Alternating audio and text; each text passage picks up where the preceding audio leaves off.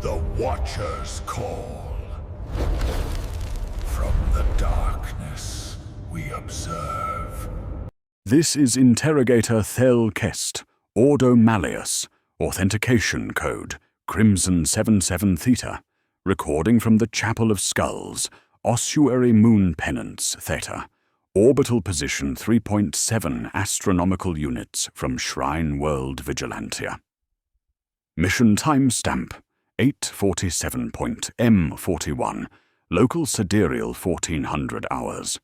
What I report violates every law of causality understood by the Mechanicus, the Ministorum, and rational imperial doctrine. The skull mortared into the bone lattice wall before me bears my personal red wax seal and Scrimshaw nameplate, date stamped for tomorrow. A temporal impossibility that makes my blood taste of copper, and my hands shake as I speak these words into the Vox recorder. The Chapel of Skulls stands as a monument to 10 millennia of imperial martyrdom, its walls constructed from sanctified remains of faithful who died defending Vigilantia during the plague of unbelief. Each skull sits mortared into honeycomb niches with blessed paste, empty sockets turned toward the central altar, where pilgrims offer prayers for the faithful dead. This sacred space should radiate warmth from countless votive candles and braziers burning sanctified oils, yet my breath crystallizes in the air, as if I stand within a cryogenic vault. The cold penetrates my carapace armor, seeps through my body glove, and settles into my bones, with a weight that speaks of something fundamentally corrupted in this holy place. Quarantine protocols expire in 8 hours. 3 pilgrim convoys approach from the outer system, carrying approximately 15,000 souls seeking benediction at this shrine. My team has lost personnel at precise 8-minute intervals, according to station chronometer. Trooper Vex vanished at 14:08, Servitor Scribe Thane disappeared at 14:16. Medici Orderly Finn simply ceased to exist at 14:24. Their names struck from our roster by unknown hands, equipment found neatly arranged where they last stood, as if they had never drawn breath in service to the Emperor. Lieutenant Varro commands the tempestuous scions assigned to this investigation, his stormtroopers maintaining disciplined formations despite the unnatural atmosphere that makes their lasgun power cells flicker with unstable energy readings. The granite-faced veteran signals tactical positions with crisp binary commands, his squad's carapace armor dulling the chapel's eerie luminescence. Skitari Liaison Vrax 7 provides technical analysis through augmetic sensors, mechadendrites twitching with nervous energy as they detect patterns his cogitators struggle to process. The multi-limbed construct hums low Binharic chants, optical lenses sweeping the bone-carved expanse, while servo skulls drift erratically overhead, bumping walls like moths drawn to unholy flame. Confessor Maela leads our spiritual contingent, her voice hoarse from constant prayer, as she attempts to sanctify an already consecrated space that seems to resist her benedictions. Her face remains a mask of severe piety, though her knuckles whiten around her rosarius as she begins ritual sanctification of the nave. Sister Hospitaller Lisa tends to our growing list of afflictions, nosebleeds, toothaches, and persistent ringing in our ears that follows no medical pattern she can diagnose. Her Medici tools gleam in the unnatural light as she prepares diagnostic stations, already cataloguing injuries that manifest spontaneously among the chapel's servitors. Abbot Provost Hieronym Orbus oversees this shrine, his nervous manner and darting eyes suggesting knowledge he has yet to confess. The custodian wrings his hands in a nervous tick that betrays his composure, smoothing the front of his robe like a guilty man trying not to speak forbidden truths. The air tastes of iron beneath the cloying sweetness of burning incense, humidity that should not exist in this climate-controlled environment, beading on our equipment and faces. The scent carries something else, something cold and ancient, a mineral tang that prickles the sinuses and makes the throat close. Frost forms in impossible geometric patterns across the octagonal floor tiles, crystalline shapes that mirror the chapel's architectural motifs, yet follow no natural law of crystallization. The formations defy atmospheric regulators, angles cutting across one another at disdainful degrees that hurt to observe directly.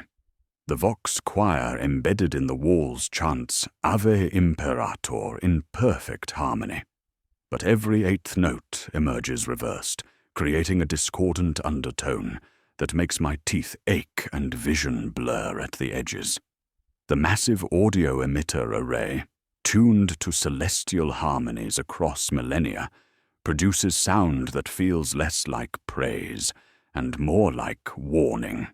Each reversed note scrapes at the edges of hearing, a dissonance that speaks of corruption in the very frequencies of faith. 8 dominates this place in ways that transcend coincidence. The floor consists of octagonal tiles arranged in patterns of 8. The walls display 8 tiers of skull niches.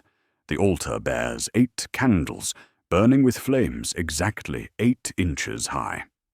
8-sided columns support the vault. 8-armed candelabras cast shadows in octagonal pools. Most disturbing, fresh script appears etched into every available surface, bearing the phrase, "Remember the Count," in low Gothic letters that gleam with wet ink despite the bone-dry atmosphere. I observe this text manifesting in real time, carved by invisible hands that leave stone dust falling upward toward the vaulted ceiling, defying the fundamental doctrine of gravitational down. The skull bearing my seal occupies niche 377 in the 3rd tier, positioned at an eye level, where I cannot avoid its hollow gaze. My personal wax seal sits perfectly intact, despite the impossibility of its placement. The Ordo Malleus rosette, and my initials impressed with the serrated ring beneath my glove. The Scrimshaw nameplate beneath reads Thel Kest. Interrogator, Ordo Malleus, died 848. M. 41. Tomorrow's date according to imperial calendar.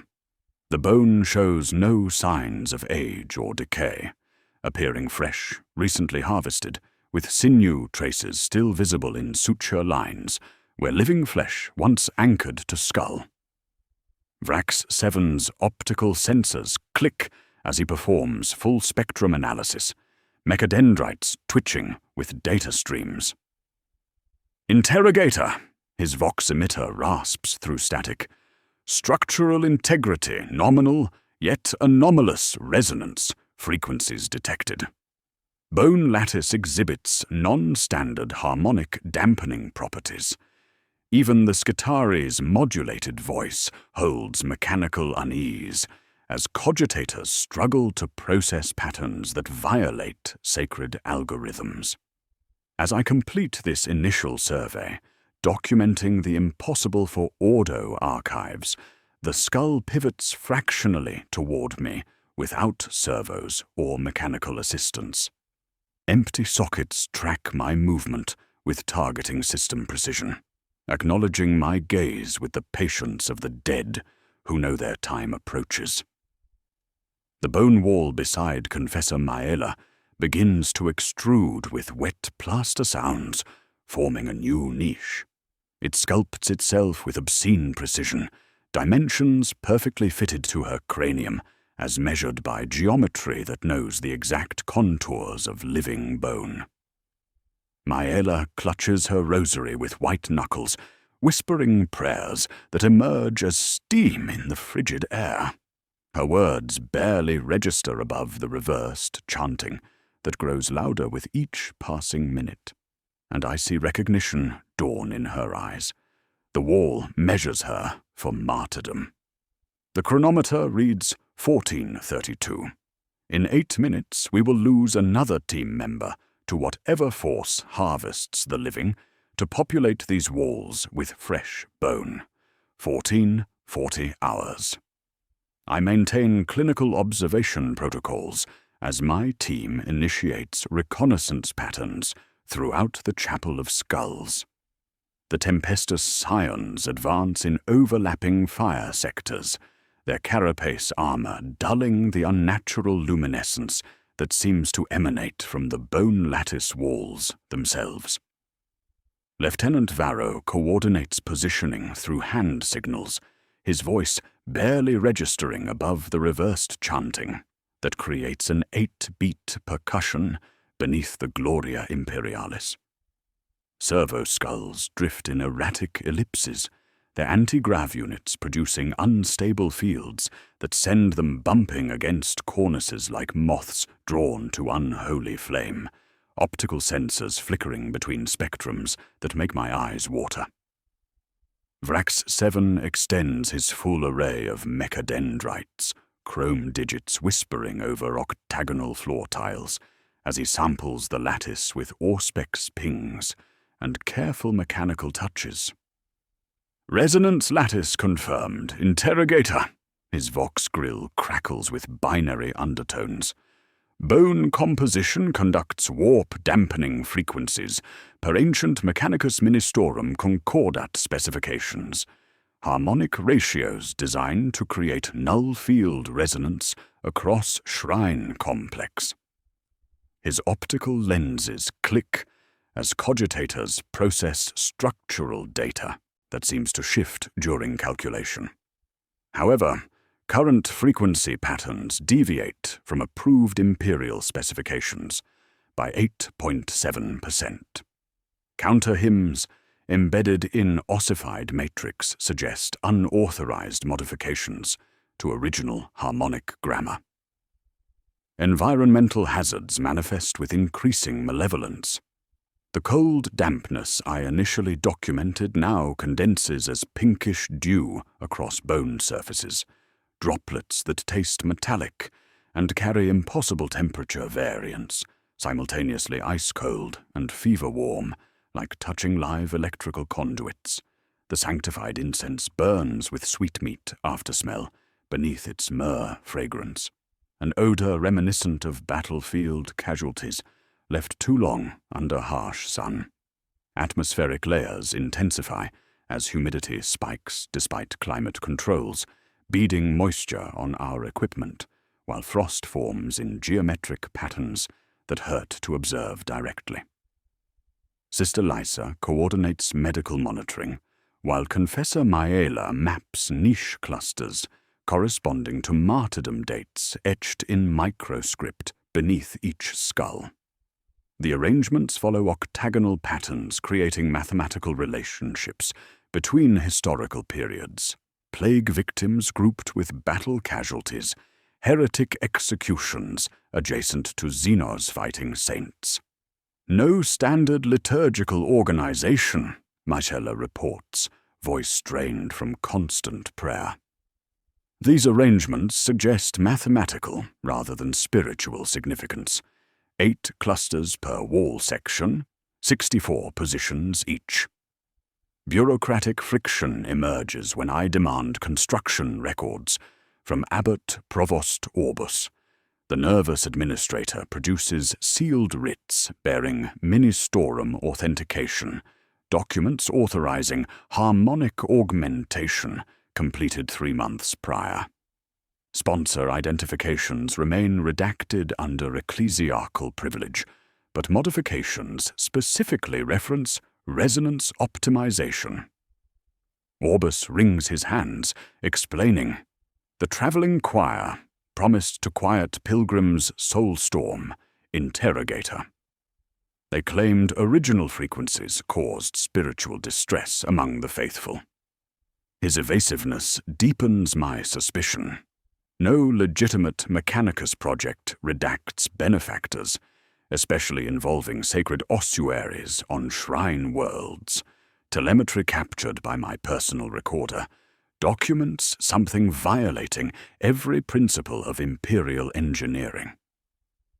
At 14:47 hours and 32 seconds, a skull fuses into place within the bone lattice without human intervention. The bone material flows like liquid, accepting the cranium with wet plaster sounds, before solidifying into seamless integration. Mortis paste appears fresh, gleaming with moisture that should not exist in this desiccated environment. No servitors, no construction equipment, no visible placement mechanism. Yet the skull sits perfectly positioned, as if occupying that space for centuries. I discover tally discrepancies that chill my blood more thoroughly than the unnatural cold. Initial count recorded 8,743 skulls within visual range. 8 minutes later, the count increases to 8,744. No deliveries, no construction crews, no explanation for the additional cranium now occupying a previously empty niche. The mathematics remain consistent, one additional skull every 8 minutes, appearing without external cause or visible mechanism. Rule degradation becomes apparent during extended observation. On each 8th beat of reversed chanting, the nave subtly lengthens by approximately 3 centimeters. Expansion occurs smoothly without structural stress or audible displacement, yet my rangefinder confirms measurements. Geometry crawls with organic persistence, walls stretching like living tissue to accommodate ever-increasing niche numbers. Octagonal floor tiles shift to maintain pattern, stone flowing like viscous liquid before resuming solid properties. At 14:48 hours, Trooper Den's voice crackles through Vox-Com with increasing distress. "Command, teeth growing hot, jaw aching. Feels like something measuring inside my mouth." His helmet cam shows normal chapel interior, but vital signs spike with extreme pain indicators. Audio captures him, muttering prayers in slurred low Gothic, as if speaking around foreign objects. The feed jerks violently as Den stumbles, weapon clattering against stone, then stabilizes to show empty space where the trooper stood moments before. I approach Den's last position, boots echoing in sudden silence following his disappearance. Equipment lies scattered in precise military arrangement, laser gun propped against wall, ammunition clips stacked regulation formation, helmet positioned with parade ground precision. No body, no blood, no struggle signs, simply absence where presence existed seconds before. The wall beside his equipment displays a fresh nameplate carved into honeycomb pattern. Marcus Den, Trooper, 43rd Tempestus Scions, died 8:47.M41. Mortis paste gleams wet and warm despite frigid atmosphere.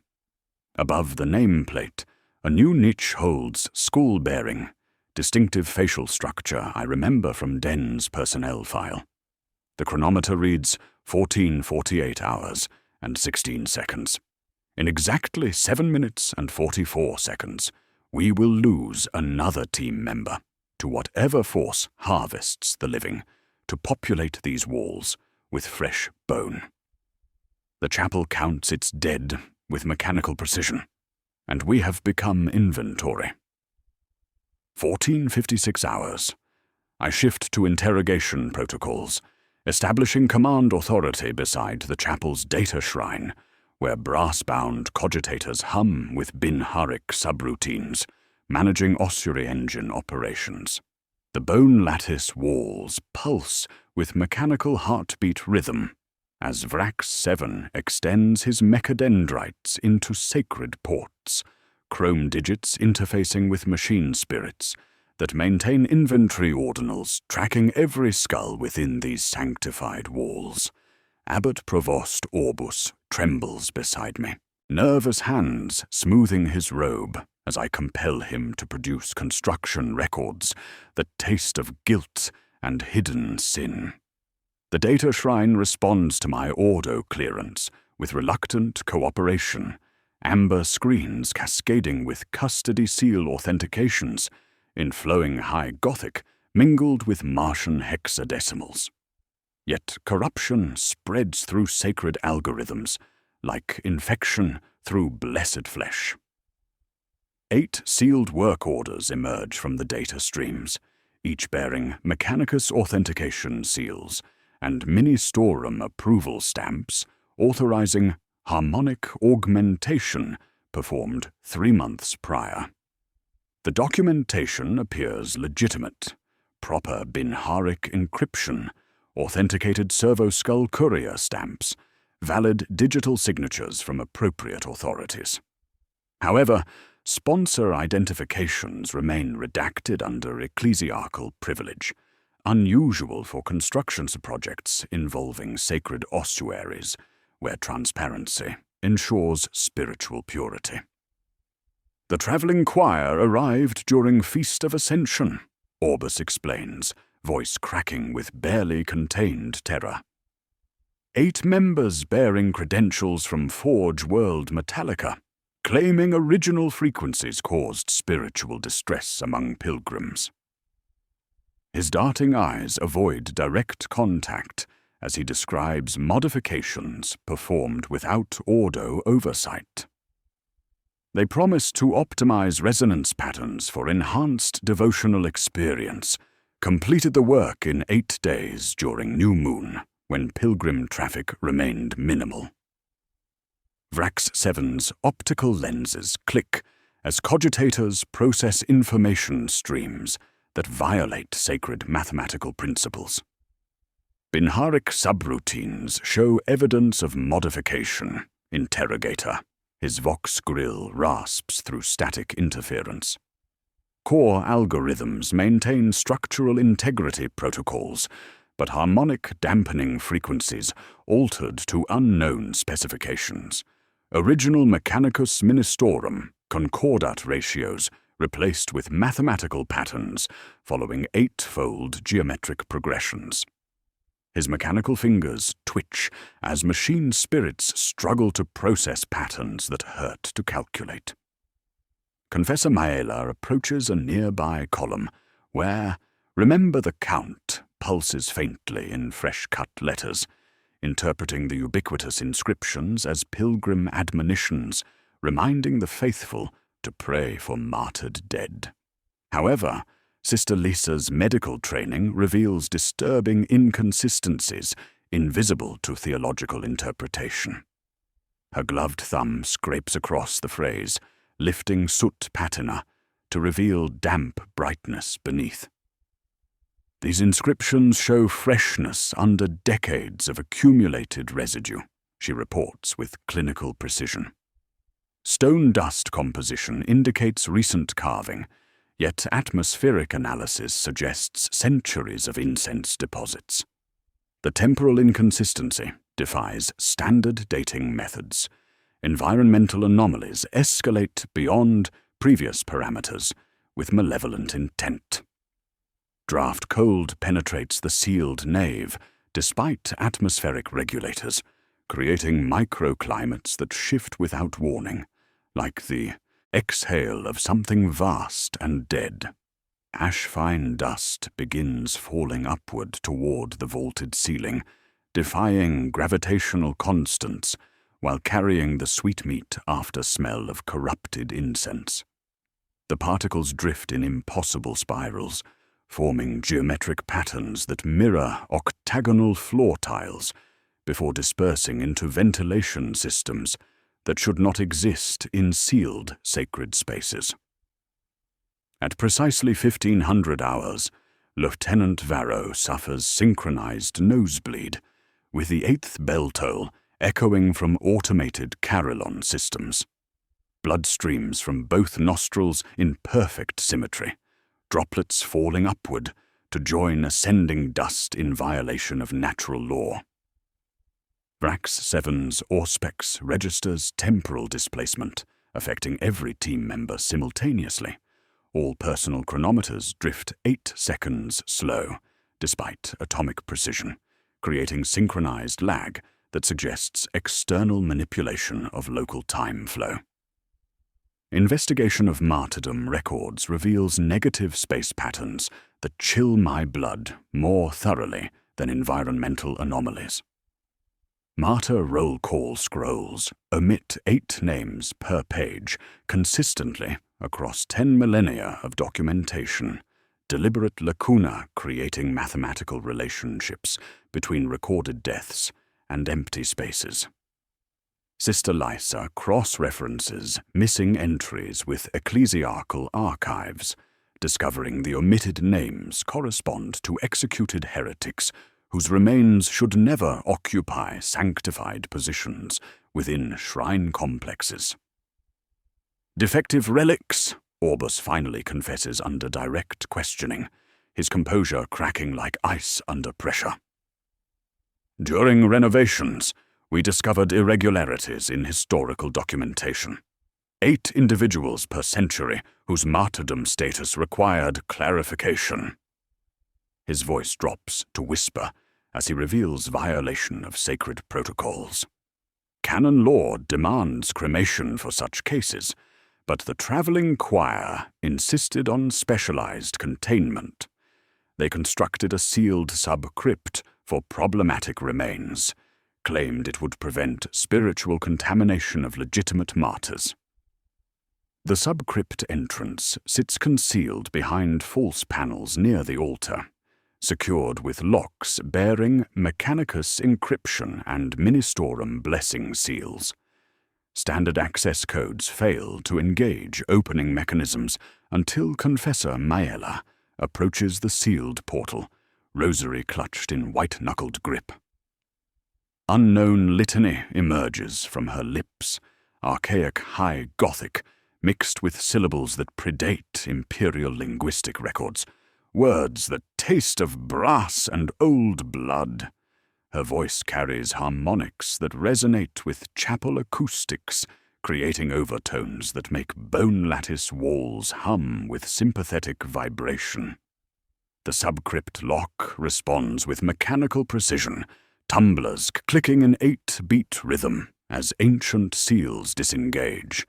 Heavy blast doors swing open on silent hinges, revealing stairs carved from living rock descending into depths that should not exist beneath chapel foundations. Vrax 7's rangefinder counts exactly 64 steps, 8 squared, following geometric progressions that speak of deliberate design rather than architectural necessity. Warmth rises from depths below, humid air carrying brass-scented fog that contrasts sharply with frigid atmosphere dominating the nave above. The temperature inversion violates thermodynamic principles, suggesting heat sources that defy standard imperial engineering. My chronometer reads 1500 hours and 7 minutes. In exactly 1 minute, we will lose another team member to whatever force harvests the living. The subcryptor beckons with promises of answers, but descent into unknown depths carries risks that may accelerate our systematic disappearance from imperial records. 1500 hours and 8 minutes. Environmental transition anchors our descent sequence as we abandon the frost-cold nave atmosphere for humid subcrypt warmth that envelops us like human breath exhaled by something vast and patient. The temperature differential creates condensation on our equipment, moisture beading on lasgun housings and carapace armor plates, while each footfall echoes with metallic resonance that suggests hollow spaces beyond immediate visual range. My visor fogs, then clears, revealing walls lined with bone-white ceramic plates, etched with mirror script Binharik litanies, intertwined with ecclesiarchal scripture, text flowing in spirals that reverse reading direction every 8th line. Military formation maintained despite environmental disorientation.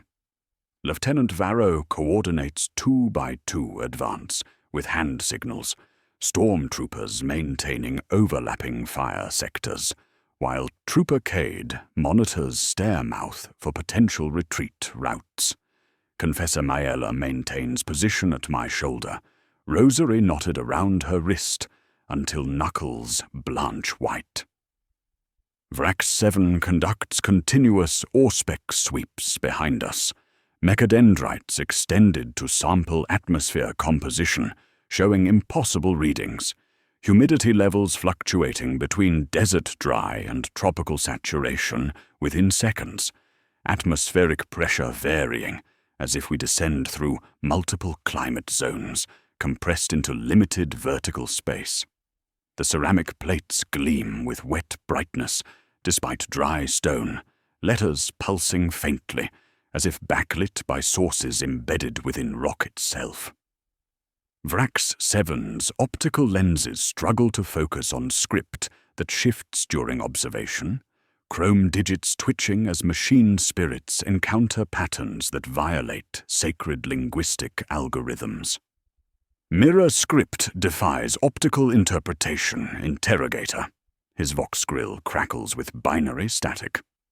Logical paradox embedded in 8-fold symmetry matrices. Translation protocols rejected across all imperial linguistic databases. Sensory assault intensifies as we reach the 30-second step. Crimson rivulets flow upward along ceramic plates, defying gravitational constants, while carrying metallic tang that makes our teeth ache. The liquid moves with deliberate purpose, following etched channels toward. Ventilation grates exhaling brass-scented fog. Sister Lysa touches a droplet with gloved finger. It chills her to the nail bed, though air remains warm, the substance smearing like ink before stringing back toward vents in threads, as if pulled by patient breath. Machine Shrine discovery at step 48 reveals construction, violating both Mechanicus orthodoxy and Ministorum canon law. A vox organ crafted from human vertebrae and copper tubing dominates an alcove carved from living rock, 8 pipes precisely arranged in octagonal configuration. The instrument pulses with mechanical heartbeat rhythm, bone components showing stress fractures that weep crimson fluid, matching upward flowing rivulets. Someone has crafted an organ from vertebrae and copper with mathematical austerity. 8 pipes rising from a plinth ribcage, each mouth bound with brass cuffs, engraved in mirror script that haunts ceramic walls. Body horror emerges during detailed examination. Sister Lysa's medical training identifies living tissue traces within bone lattice, sinew threads stretched taut between vertebrae, humming with tension that suggests continued biological function despite obvious death. The tissue maintains pinkish coloration, indicating recent harvest, yet temporal displacement affects organic matter as severely as environmental conditions. The lattice is under vascular load, she reports with clinical precision. It's perfusing itself. Her medical slate pings a heartbeat that belongs to no living thing in the room. Vrax 7 interfaces with machine shrine data ports, chrome digits penetrating brass connections that spark with electrical discharge. His cogitators translate buried code fragments embedded within vox organ operating systems, vocoder grinding words with mechanical unease. Code fragment ancient binary. Offering manifold, subtraction stalled. Error loop, 8 iterations, constant processing. Countdown sequences measuring intervals in 8-minute increments correspond to personnel disappearance patterns observed above.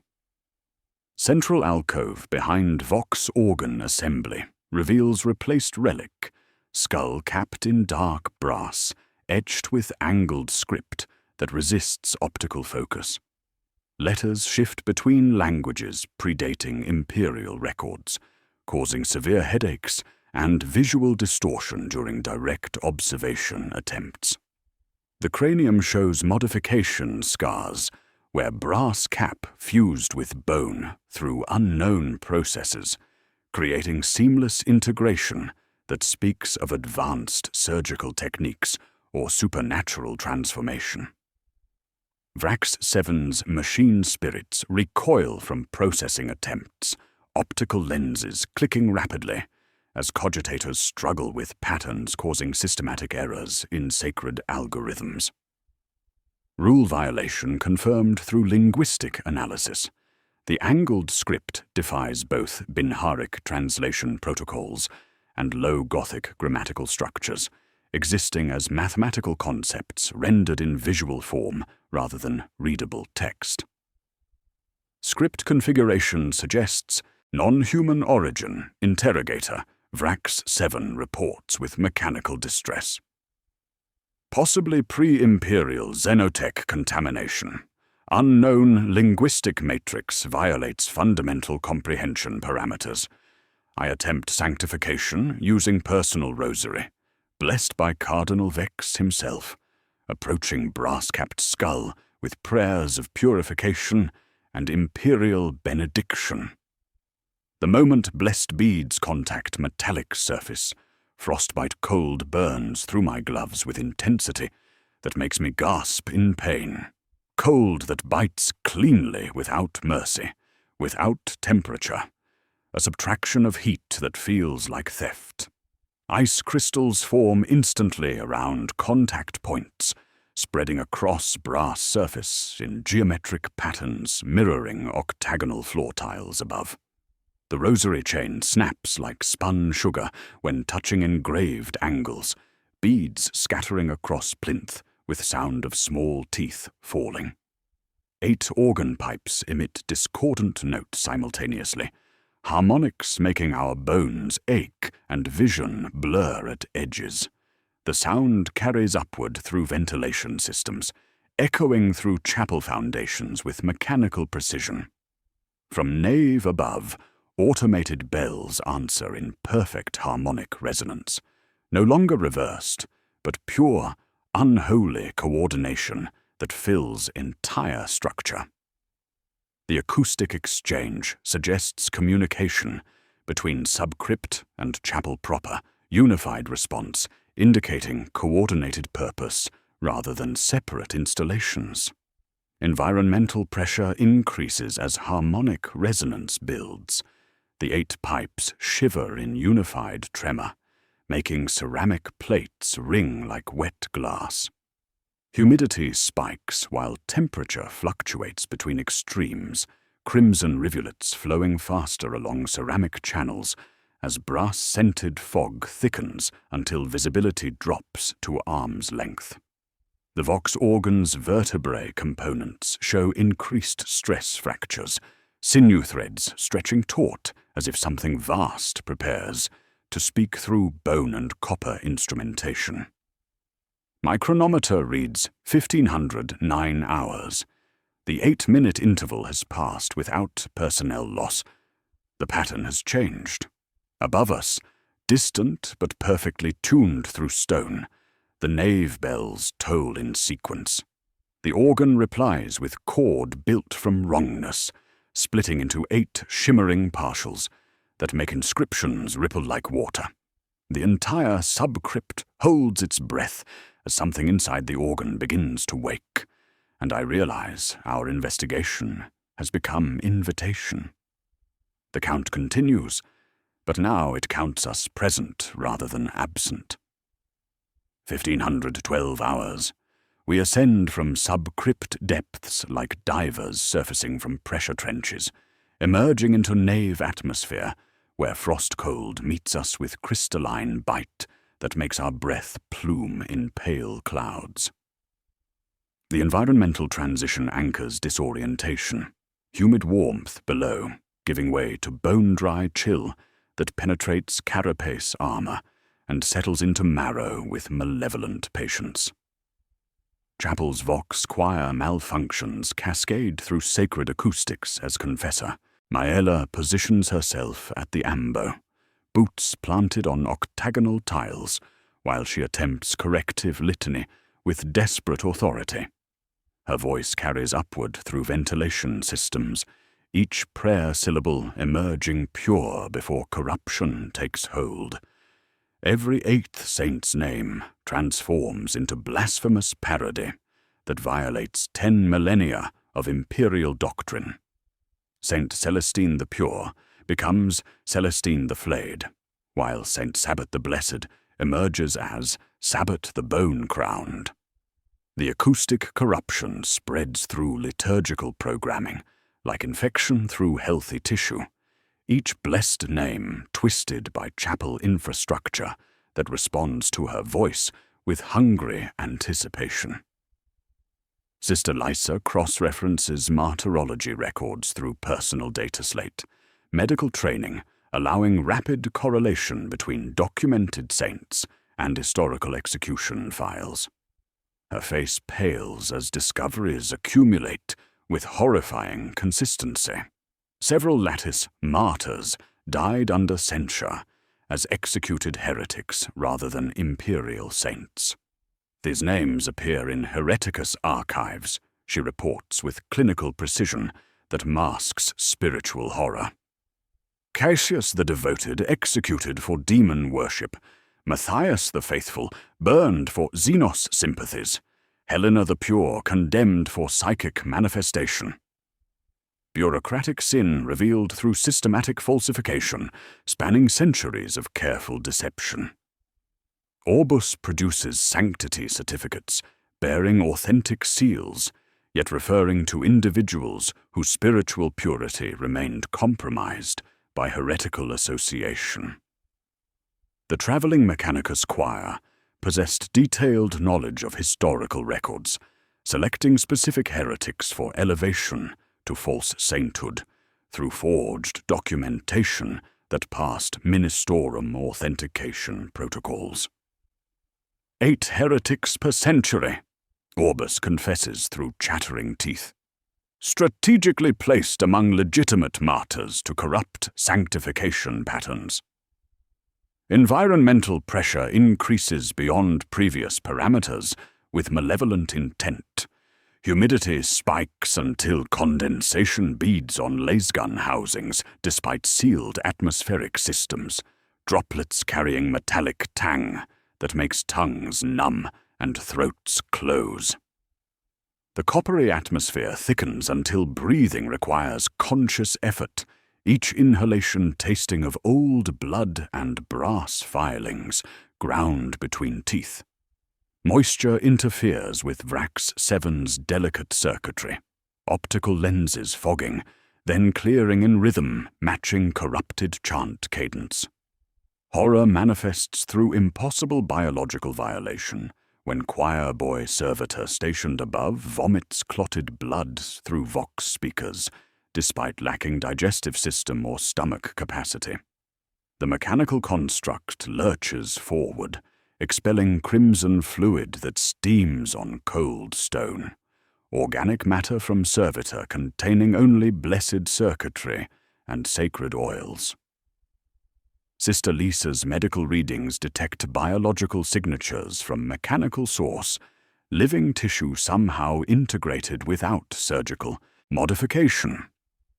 Vrax 7 isolates chant overlay, buried beneath corrupted liturgy, chrome digits interfacing with acoustic analysis, while cogitators struggle to process patterns, violating sacred mathematical principles.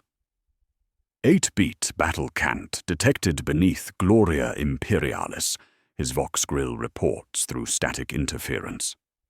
Non-ministorum origin confirmed, translation, offering 8, Repetition suggests countdown sequence rather than devotional purpose. Machine spirits encounter patterns causing systematic errors in blessed algorithms.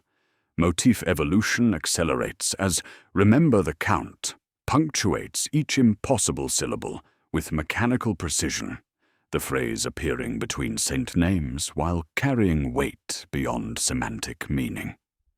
Each repetition causes bone lattice walls to pulse with heartbeat rhythm, environmental resonance suggesting activation command rather than memorial inscription.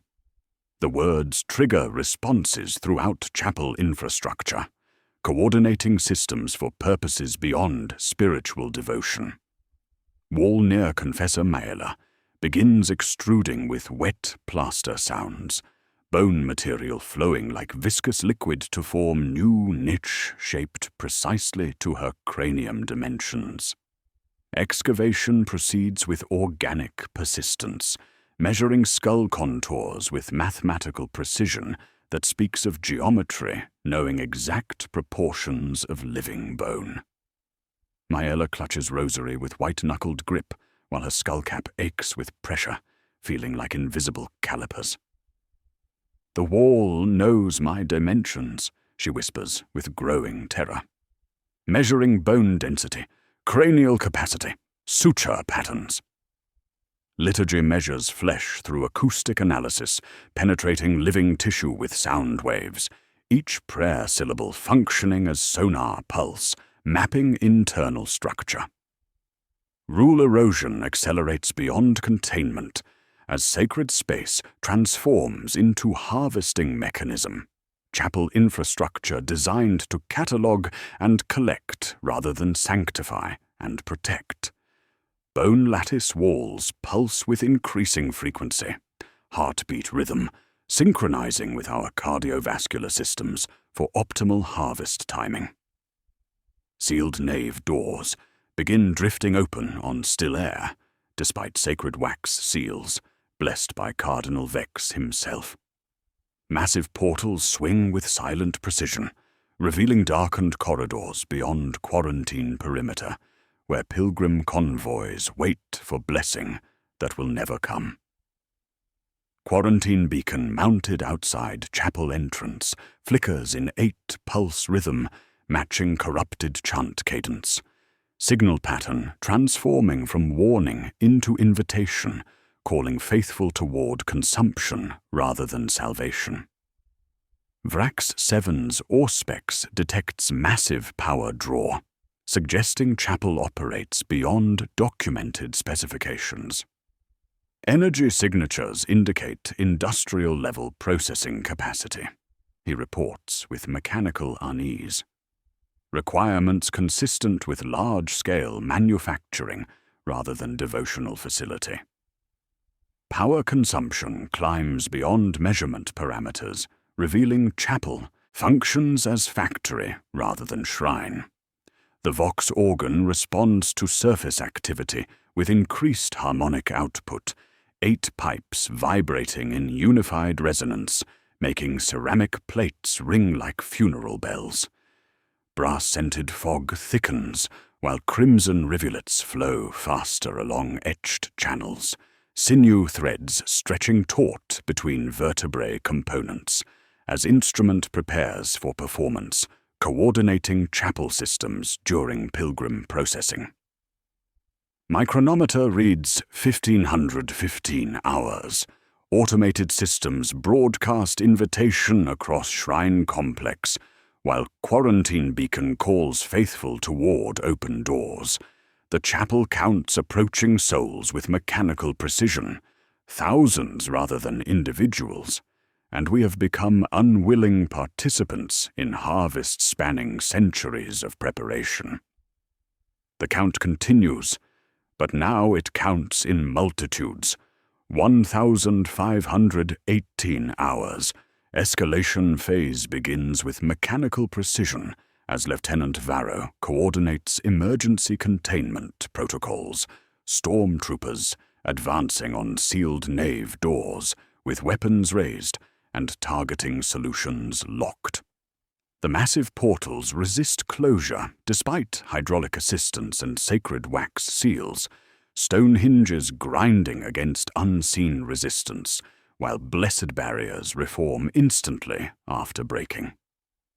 Door geometry shifts with organic persistence, violating architectural constants. Hinges relocate with every 8th attempt at closure, stone flowing like viscous liquid to accommodate new mounting positions, while maintaining structural integrity that mocks our engineering principles. Scion Trooper Hark vanishes mid-sentence while reporting atmospheric readings through Voxcom, his voice cutting between syllables, without warning or distress indicators. "Command, hinge displaced again. Atmospheric pressure spiking. I'm detecting." The transmission terminates in clinical silence. No static, no interference, simply absence where communication existed moments before. His position beside column 37 shows empty space where presence existed. No body, no struggle signs, no evidence of displacement. Equipment remains arranged in precise military formation, lasgun propped against stone with parade ground precision, while ammunition clips maintain regulation stacking order. My personal data slate updates automatically, erasing Hark's name from personnel roster without authorization or explanation. Digital records adjust to accommodate absence, mission parameters reducing team count from 6 to 5 members while maintaining operational coherence. Luke Hark simply ceases to exist within Imperial documentation, identity scrubbed by unknown processes operating through blessed cogitator systems that should resist unauthorized modification. Skull blooms in nearby honeycomb with wet plaster sounds, bone material extruding from lattice wall before accepting cranium with seamless integration. Fresh mortis paste gleams with moisture that should not exist in desiccated atmosphere, while nameplate appears carved by invisible hand. Luke Hark, Trooper, 43rd Tempestus Scions, died 847.M41. Engraving shows distinctive facial structure matching personnel files, bone showing no signs of age despite obvious death. Sinew traces still visible in suture lines where living flesh once anchored to skull. Sister Lysa monitors vital signs through medical scanner, detecting impossible biological readings that violate fundamental principles of life and death. Hark's cardiovascular signature continues 8 heartbeats post-disappearance, she reports with clinical precision masking spiritual horror. Her medical slate registers pulse, respiration, brain activity from source-occupying skull position within bone lattice wall. Beat 8, flatline, complete cessation of biological function. The psychological horror crystallizes, chapel harvests living to complete mathematical count spanning centuries of preparation. Each skull representing active subtraction from Imperial personnel, rather than passive commemoration of faithful dead. Vrax 7 requests Mechanicus Exterminatus level deactivation authority through encrypted channels, mechadendrites twitching with mechanical distress as machine spirits encounter patterns causing systematic errors in blessed algorithms. Chapel operates beyond containment parameters, interrogator. His Vox grill crackles with binary static. Recommend immediate orbital bombardment before Pilgrim convoy arrival. Structural integrity compromised beyond repair protocols. I refuse authorization despite tactical necessity. Pilgrim ships approaching system perimeter would suffer lashback casualties from warp resonance feedback created by sudden deactivation of harmonic dampening systems. 15,000 souls await blessing at Shrine Complex, innocent faithful seeking spiritual guidance rather than consumption by bone arithmetic engines masquerading as sacred architecture. Collateral damage calculations exceed acceptable parameters for ordo operations, forcing us to contain rather than cleanse. Bone dust falls like snow from high vault, particles drifting with impossible consistency despite sealed atmospheric systems. Dust tastes dry and cold on tongues, while carrying sweetmeat aftersmell of corrupted incense, each flake containing calcium traces from recently harvested craniums, floating upward before conceding to gravity in geometric spirals that mirror octagonal floor patterns. Sister Lisa's analysis detects organic compounds, suggesting active decomposition rather than ancient ossification, fresh bone matter processed through unknown mechanisms. Telemetry reports structural resonance rising beyond measurement parameters, while warp flux registers anomalously low readings throughout Chapel Complex. Standard psychic detection equipment fails to register chaos contamination despite obvious supernatural manifestation, suggesting alternative energy sources operating outside warp-based phenomena. Environmental sensors detect industrial-level power consumption coordinated through bone lattice infrastructure for purposes transcending devotional facility requirements. The sacred place functions as factory rather than shrine. Rule change becomes apparent through systematic observation. Chapel operates according to numerical principles rather than spiritual doctrine, each skull representing data point within larger equation requiring specific quantities for completion. Vrax 7 completes overlay decoding through interface with Vox organ data ports, chrome digits penetrating brass connections, while cogitators translate buried algorithms embedded within harmonic frequencies. Code fragment complete, his Vox grill announces with mechanical unease. Offering 8 lives for inversion, 8 octaves for ascent. Mathematical formula governs resonance lattice operations. His optical lenses click rapidly as machine spirits process patterns, violating sacred programming. Stopping inversion requires 8 subtractions. Lattice will demand payment through personnel harvesting to maintain arithmetic balance. Environmental shift intensifies as walls pulse with unified heartbeat rhythm, bone lattice conducting cardiovascular signatures from harvested souls integrated within structural matrix. Each pulse coordinates chapel systems while synchronizing with our biological functions for optimal collection timing. Humidity spikes create condensation beading on equipment, while temperature fluctuates between extremes, atmospheric pressure varying as if chapel breathes through vast respiratory system designed to process living matter into ossified components.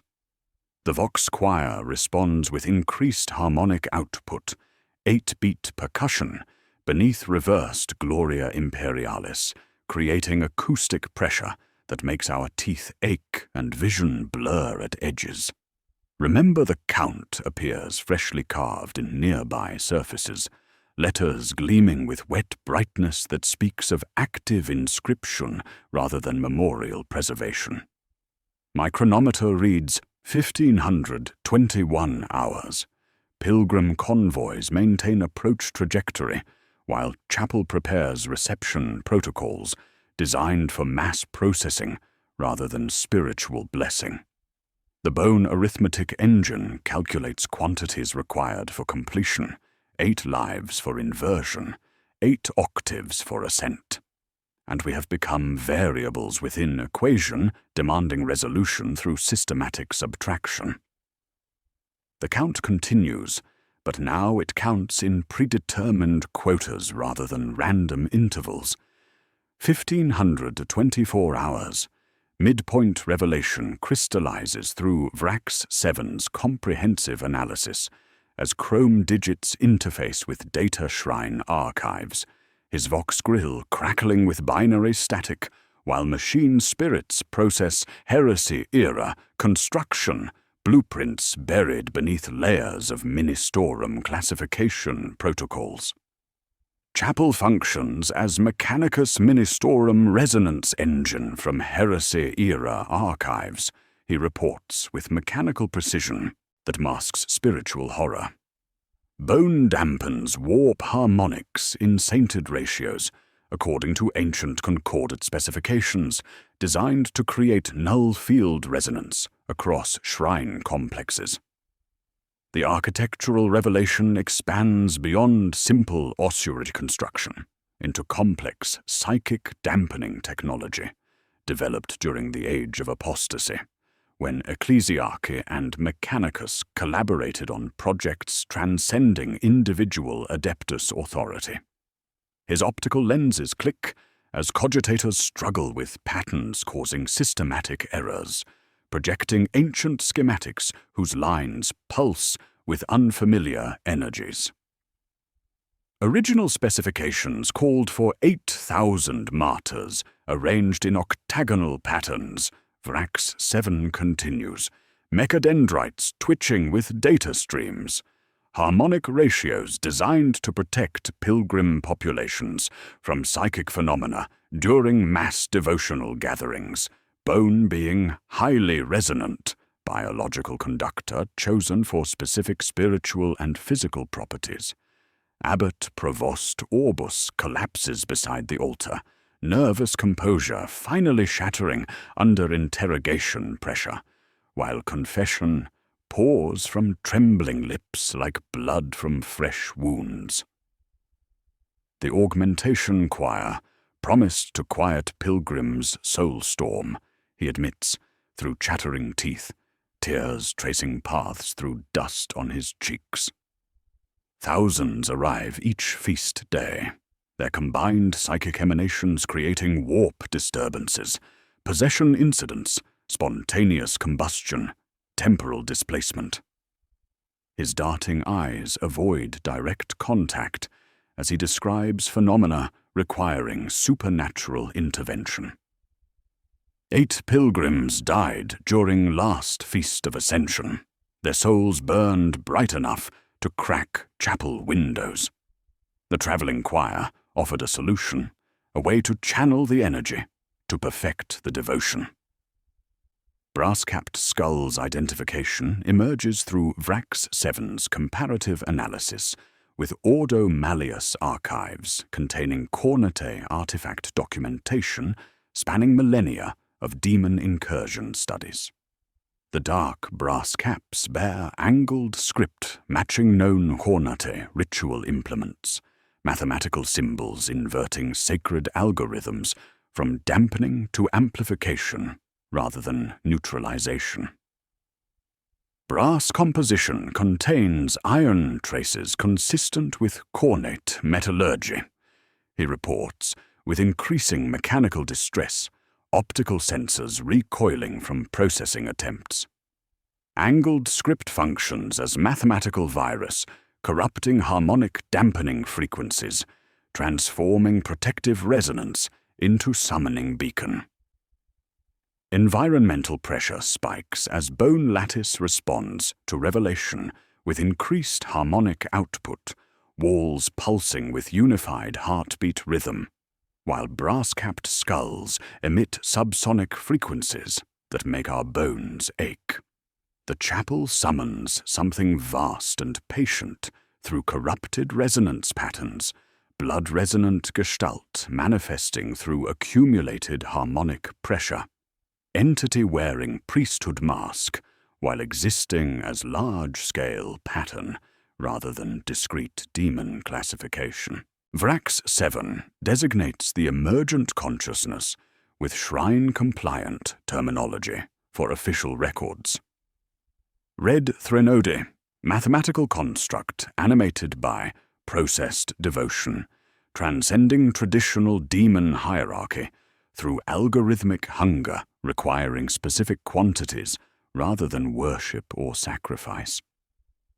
The entity exists as him that learned to hunger, consciousness built from arithmetic rather than emotion, feeding on order rather than chaos through systematic collection of living matter processed into ossified components.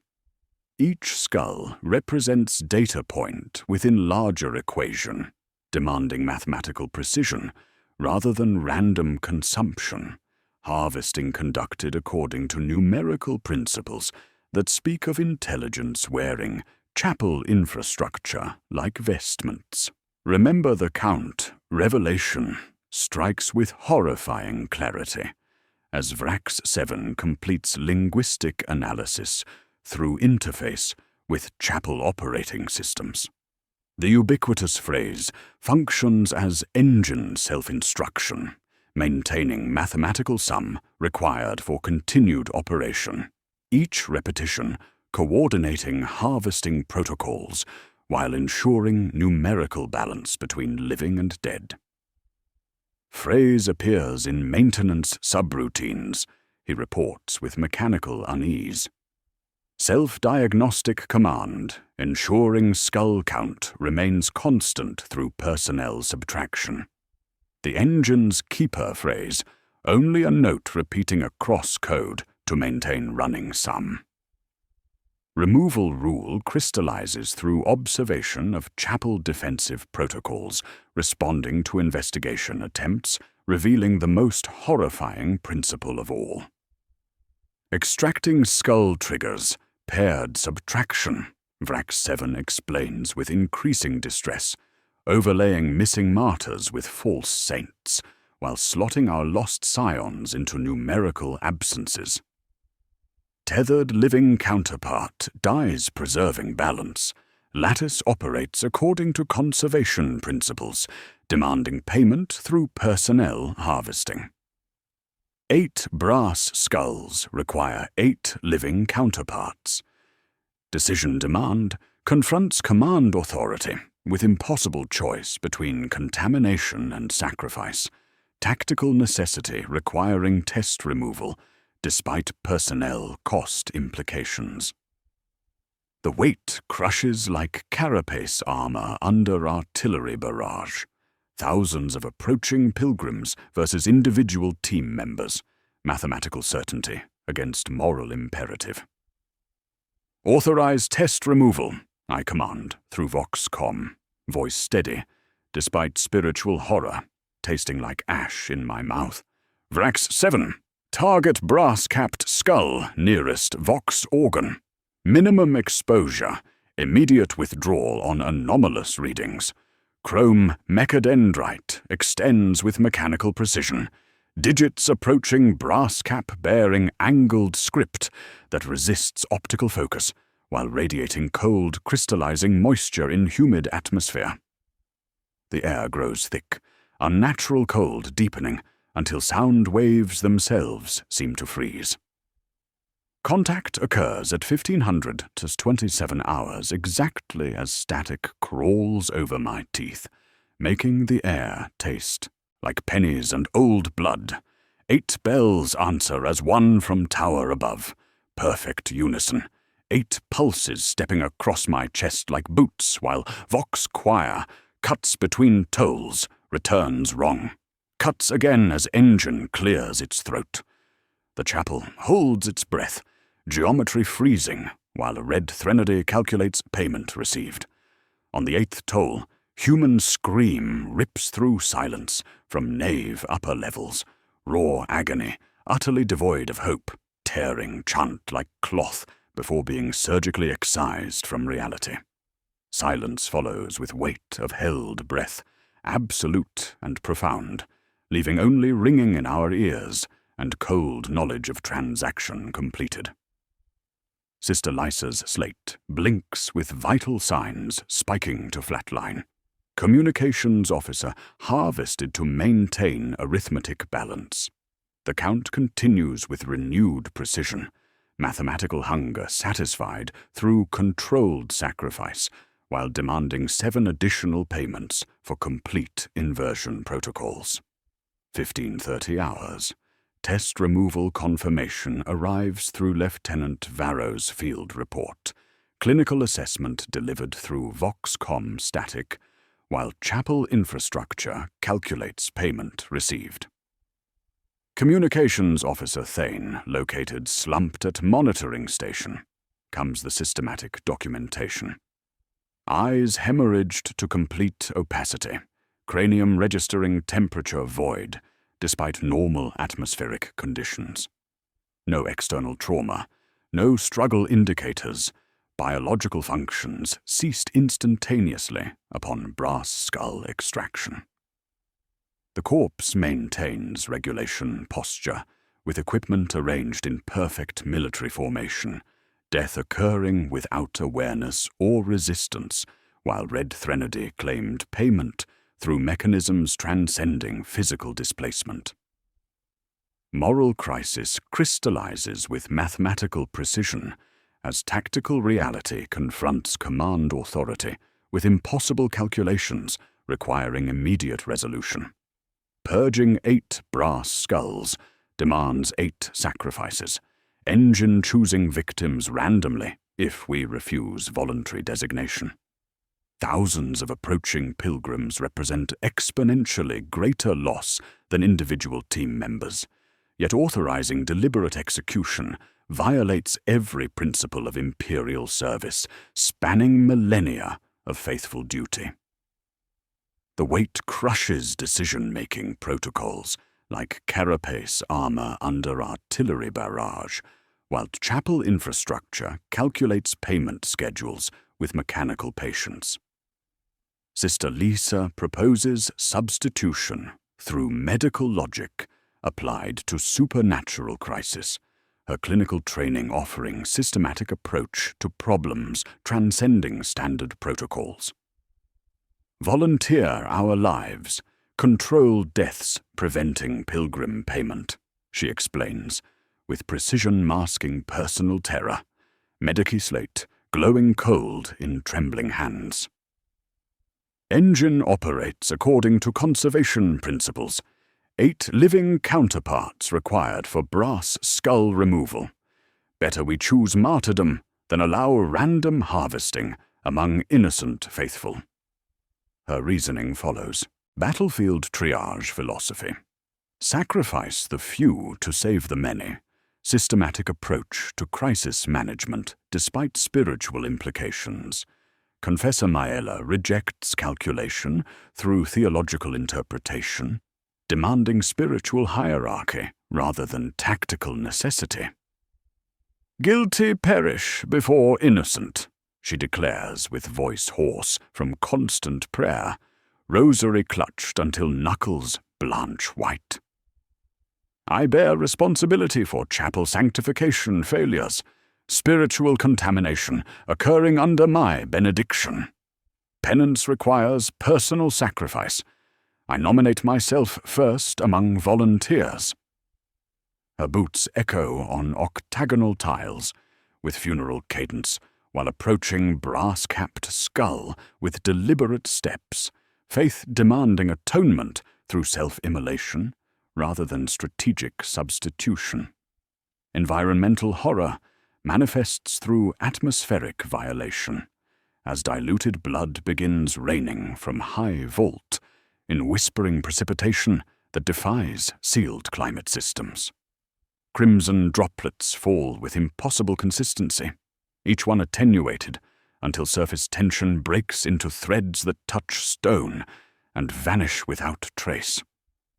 No stains form, despite obvious impact, evidence denial operating through supernatural mechanisms, preventing documentation of chapel activities. We stand in red mist that tastes copper, while armor remains immaculate.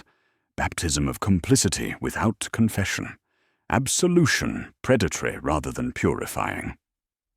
Body horror emerges during Maela's approach as temple veins rise in octagonal patterns visible through pale skin, cardiovascular system responding to vox organ hums with geometric precision, speaking of mathematical measurement rather than biological function. Her pulse synchronizes with chapel heartbeat rhythm, while blood vessels map floor tile patterns across forehead and neck, living flesh conforming to architectural motifs through unknown processes. "The engine measures me," she whispers with growing terror, "calculating bone density, cranial capacity, spiritual resonance for optimal harvesting procedures." Priority alert crackles through Vox.com as Abbot Provost Orbus flees through emergency protocols, abandoning pastoral responsibility while accessing unauthorized shuttle bay concealed beneath altar foundations. His nervous composure finally shatters completely as guilt overwhelms survival instinct, revealing hidden escape routes constructed during chapel modifications.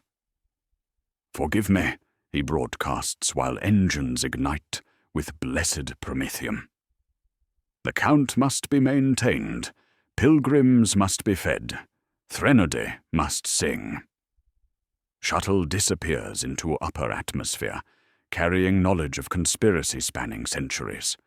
Authority breaks at 8 as command structure collapses under supernatural pressure, exceeding containment protocols, individual initiative replacing coordinated response, while chapel infrastructure responds to organizational dissolution with increased harvesting frequency.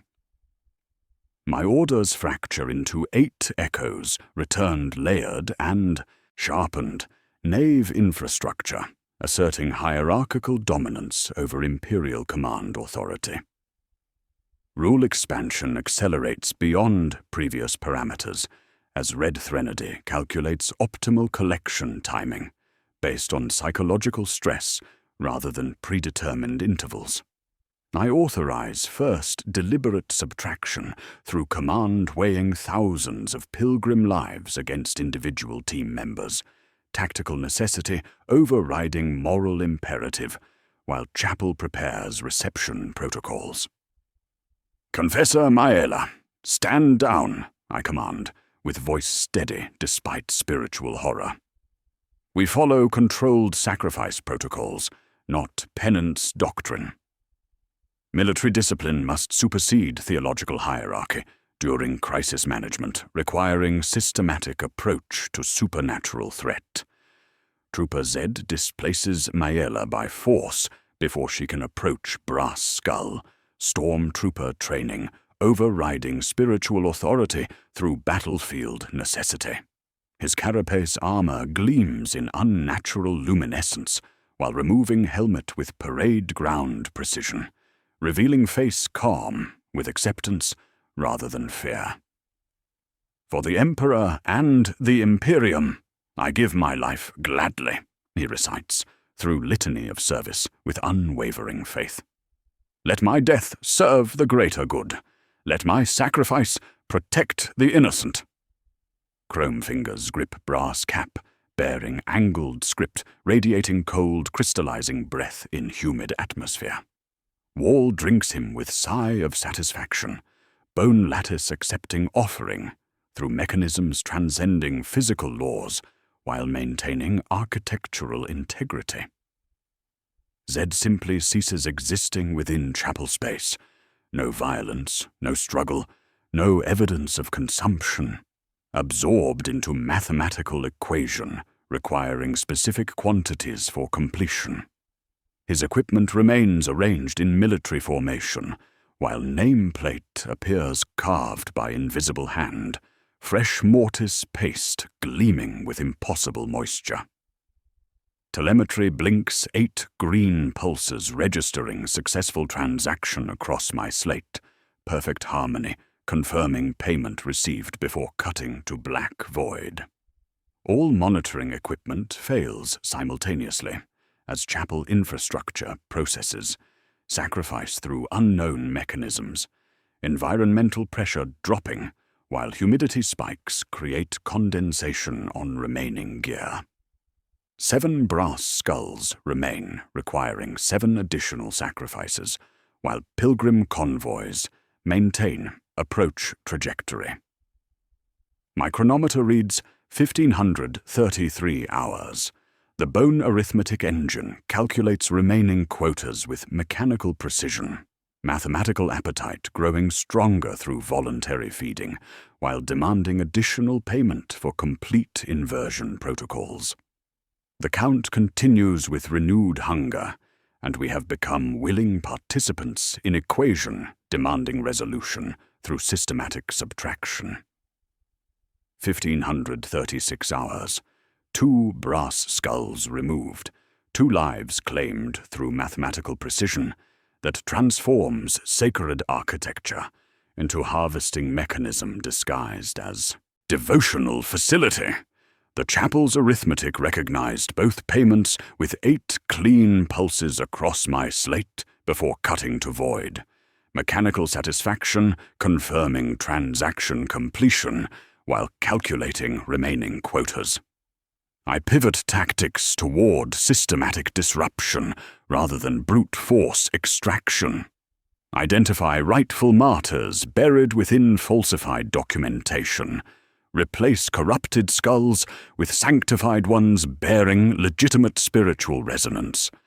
Collapse Cornete inversion patterns without triggering additional tethers, demanding payment through personnel harvesting. Archives raid commences with Sister Lisa, coordinating historical cross-reference, while Vrax 7 battles chapel defense subroutines, attempting to prevent access to martyrology records containing evidence of systematic falsification spanning centuries. The Ministorum stacks occupy transept alcoves behind grills of black iron, locks yielding to my rosette authority and Maela's rasping litanies. Ink-sour air washes out thickened tannic, pricking sinuses while parchment grit gathers under fingernails, fine abrasive speaking of centuries of scraped vellum and scraped truth. Environmental pressure intensifies as we penetrate deeper into archival chambers, where bone-white shelves tower beyond visual range, filled with documentation bearing Ministorum seals and authentication stamps. Yet corruption spreads through sacred texts like infection through blessed flesh. 8 names acid erased from each page with chemical precision, negative space repetition, creating mathematical patterns rather than random vandalism. Sister Lisa's medical training allows rapid correlation between missing entries and Hereticus execution records. Spectral analysis confirms potent organic acid designed to dissolve ink without damaging underlying vellum, she reports with clinical precision. 8 heretics per century, strategically omitted, then elevated to false sainthood through forged sanctity certificates. Vrax 7 extends mechadendrites into data shrine cogitators, chrome digits sparking with electrical discharge as machine spirits encounter patterns, causing systematic errors in blessed algorithms. Chapel infrastructure responds with hostile countermeasures. Servitor choir boys reanimate with bone grafts protruding from beneath gums, mechanical constructs lurching toward us, while emitting 8-voiced dissonance that scrapes mind instead of ear. Their Vox speakers coordinate subsonic frequencies through chapel acoustics, demanding we fall in step with the count. Lieutenant Varro's remaining scions answer with controlled lasbursts before tactical authorization completes, energy beams hissing through damp atmosphere, while targeting reanimated constructs whose blessed circuitry should prevent hostile action against Imperial personnel. Carapace armor gleams in unnatural luminescence as stormtroopers maintain disciplined formations, power cells flickering with unstable readings caused by environmental pressure exceeding containment parameters. The servitors drop one by one, still mouthing arithmetic even as augmetic lungs cycle empty. Cold gale emerges from sealed reliquary chambers, despite atmospheric regulators, draft-carrying copper tang, mixed with old rain that speaks of ancient storms and buried secrets. Wax seals bearing cog, and aquila tremble without melting, stamped with 8 angled strokes arranged in wreath pattern, sigil absent from authorized imperial iconography. Pressure differential suggests contained atmosphere, Lysa reports, pressing Medici scanner to bronze portal. The air wants out. We break seals under ordo authority and tactical necessity. Inside, crates lie stacked bearing parish numbers and custodial ordinals in crabbed hands, oaken sides scribed with authentication marks. The first reveals skull-wearing Saint ink at sutures, names worked in blue across cranial plates, mapping birth, vigil, deeds, confirmed miracles. Clean wire passes through auditory meters, as if preventing contamination through acoustic channels.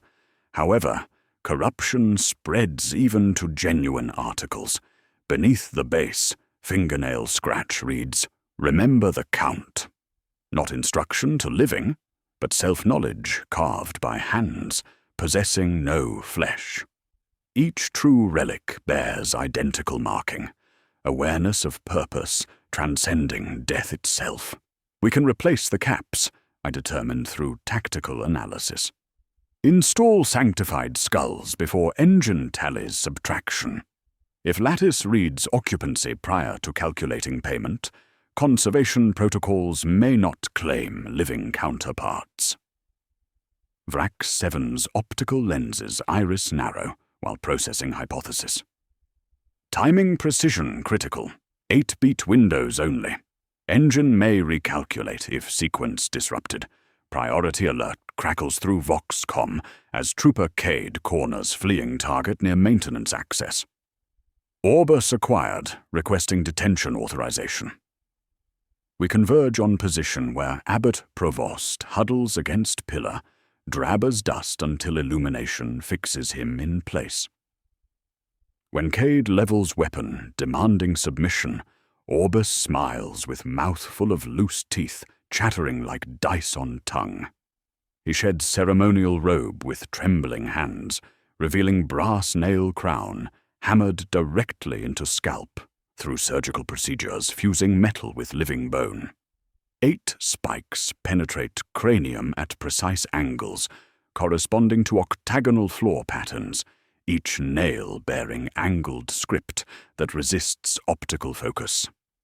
Fresh rivulets trace downward through stubble, climb back upward, defying gravity, then flow properly, as if embarrassed by disobedience. They quieted the soul storm, he explains with calm madness, tapping nails with fingertip, each ping returning as little bell. They promised peace. I promised them count. Varro advances with weapon tracking, while I prepare charges and sentence, but Orbus shakes his head with indulgent patience.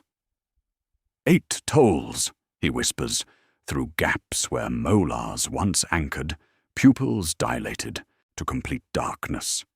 That is all it takes. Then doors will open, and no one will be afraid ever again. He moves before tactical response completes, quick as vermin, rolling behind pilaster and through maintenance hatch, so low we missed it in shadow.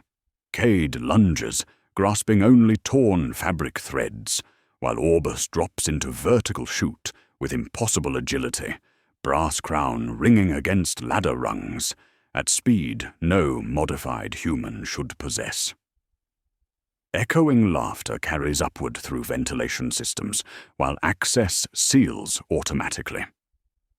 The draft from below smells of rain on hot stone and congregation's breath on feast day. Above us, Nave infrastructure takes breath audible through stone foundations. Chapel preparing for final performance. My chronometer reads 1539 hours. The bells begin with polite precision, perfect and evenly spaced. 1, 2, 3. The whole chapel counts loud enough to shake ink from letters while we stand among true relics awaiting installation. 4, 5. Crates tremble against our shins as harmonic pressure builds. 6. Cold crystallizes in bones, not yet mortared into walls. 7.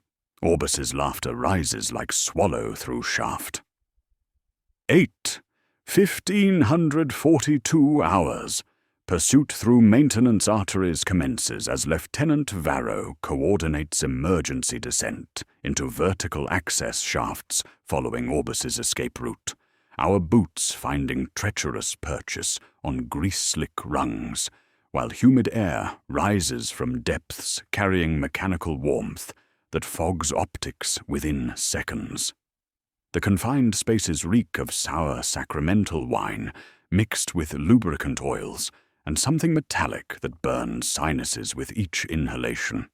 Atmosphere thick enough to taste copper, while condensation beads on carapace armor, despite sealed environmental systems. Emergency lumen strips cast crimson shadows, making bone-white walls appear blood-stained in narrow passages requiring single-file advance. Orbis babbles confession over vox frequency, with voice distorted by brass crown, conducting electrical discharge through cranial implants, his transmission crackling with binary static, while revealing conspiracy spanning decades of systematic corruption. Bargained with tallyman of 8th toll, he admits, through chattering teeth, words tumbling over each other in desperate rush toward absolution.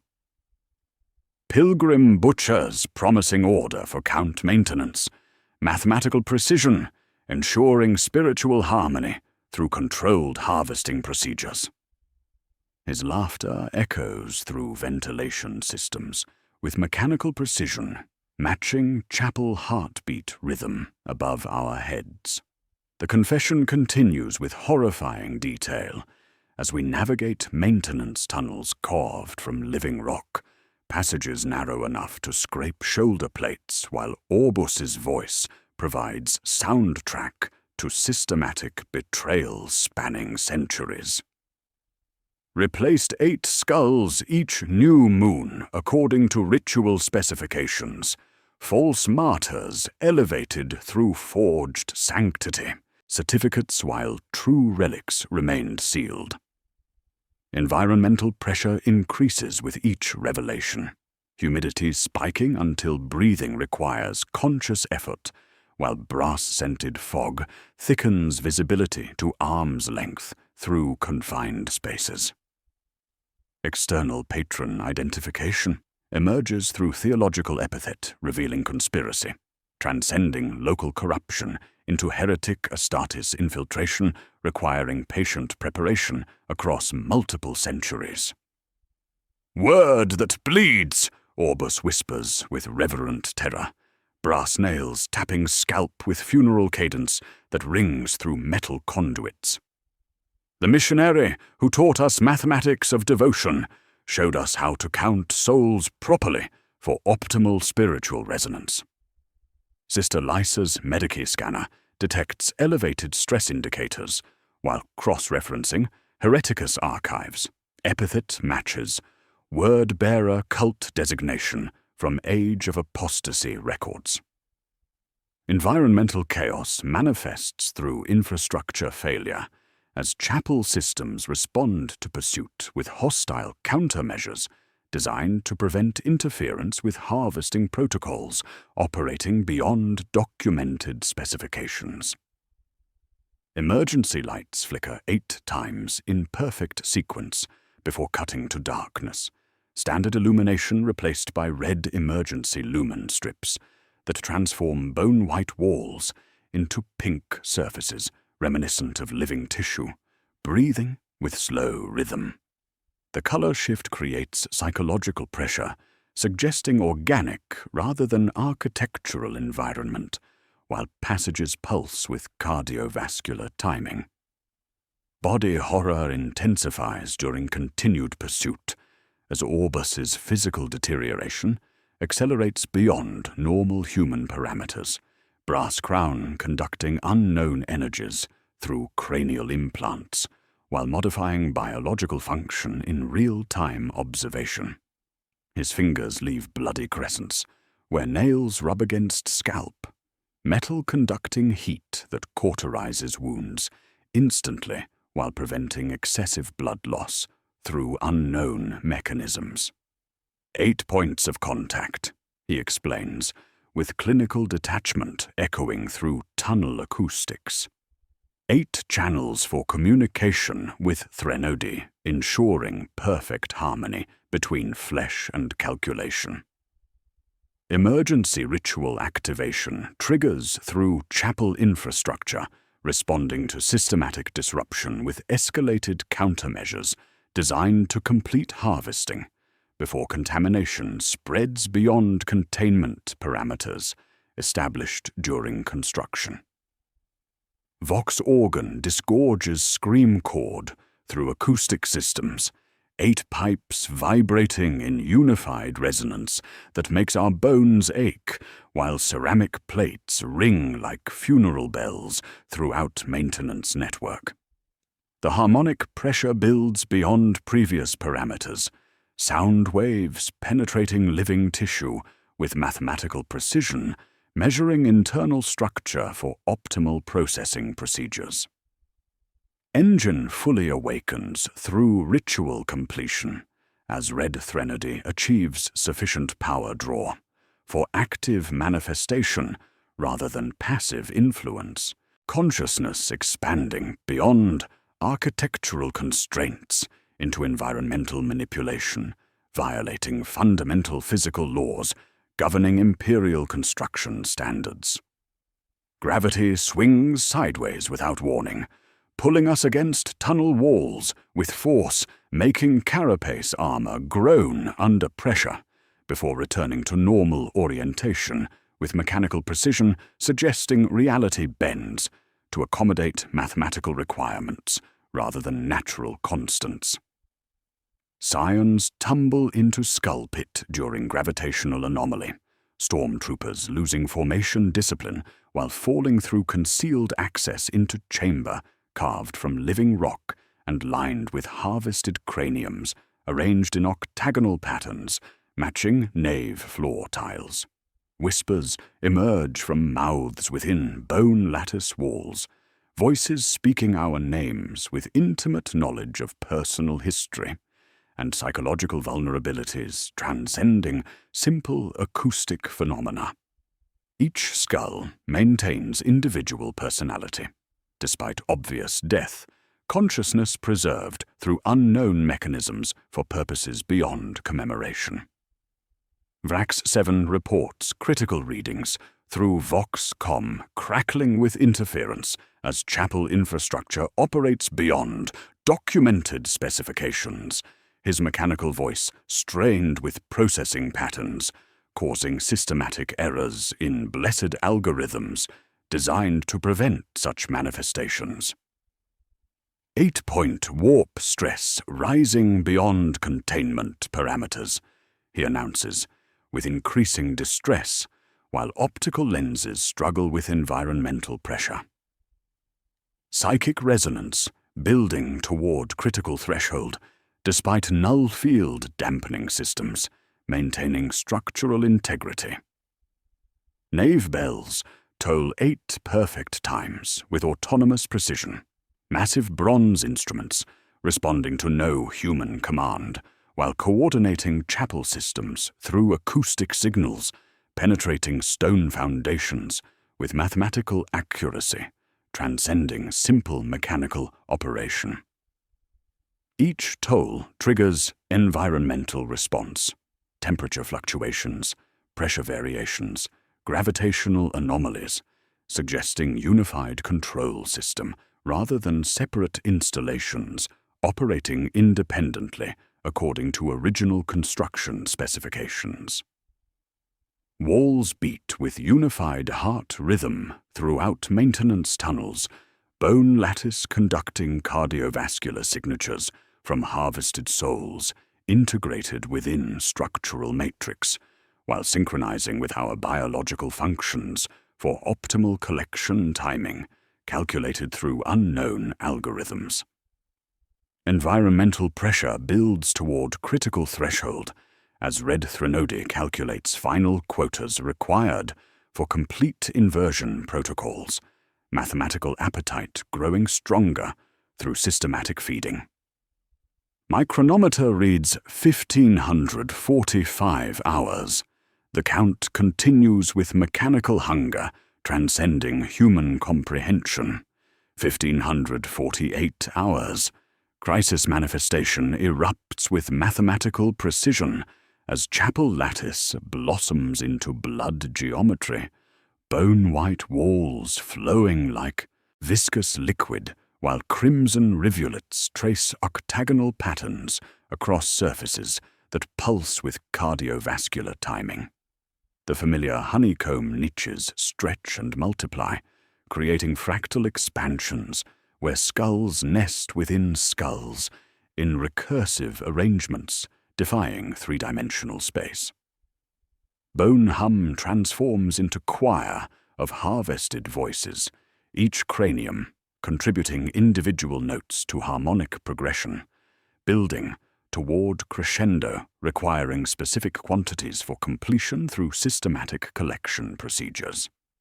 Red Threnody manifests as pressure wave penetrating living tissue with acoustic precision, consciousness expanding beyond architectural constraints into environmental manipulation that makes our teeth resonate at frequencies causing severe pain, while eyes ache from optical strain, attempting to process impossible geometry. The entity gathers personality around count rather than individual identity, existence defined by numerical relationships between living and dead rather than discrete demon classification. 8 taken voices speak in perfect chorus through harvested skulls: Hark, Zed, Den, Thane, +4 whose names my slate has forgotten. Remember the count, they announce with unified intonation, carrying weight of accumulated centuries. 8 lives for inversion, 8 octaves for ascent. Military tactics meet ritual necessity as I coordinate fire sectors through standard imperial doctrine adapted for supernatural combat, requiring unconventional approaches to threat neutralization. Lieutenant Varro positions remaining scions with overlapping fields of fire, while maintaining disciplined formations despite environmental pressure exceeding containment parameters. Concentrated fire on structural weak points, I command, through Vox-Com crackling with interference. Target brass-capped skulls, disrupt harmonic resonance patterns. Lasbolts bloom as steam in wet air rather than penetrating bone lattice surfaces, energy weapons failing to achieve target penetration due to environmental interference violating standard ballistic principles. Shotgun slugs ricochet off bone as angles repudiate impact through geometric arrangements that deflect kinetic force regardless of ammunition type or targeting precision. The chapel infrastructure adapts to resist conventional weaponry through mathematical relationships between projectile trajectory and architectural surfaces, creating defensive systems transcending simple structural integrity. Confessor Maela discerns counter-psalm embedded within catechism texts during desperate search through theological archives, her hoarse voice identifying liturgical patterns capable of disrupting Red Threnady's harmonic progression. Litany of subtraction buried within canticles of St. Drusus, she announces with growing excitement despite obvious terror. counter-rhythm designed to collapse mathematical progressions through systematic negation of counting algorithms. However, the ritual requires breath and marrow payment, living conductor whose cardiovascular system synchronizes with chapel infrastructure for optimal timing precision.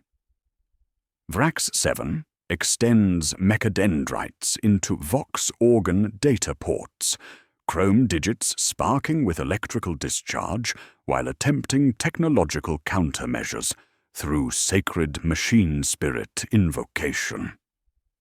Saturating organ with white noise binharik, he reports with mechanical distress, optical lenses clicking rapidly as cogitators process patterns causing systematic errors.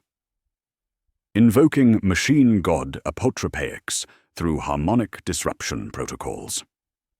Binary cant flows through chapel acoustics, mathematical prayers competing with red Threnodi's chorus for environmental dominance.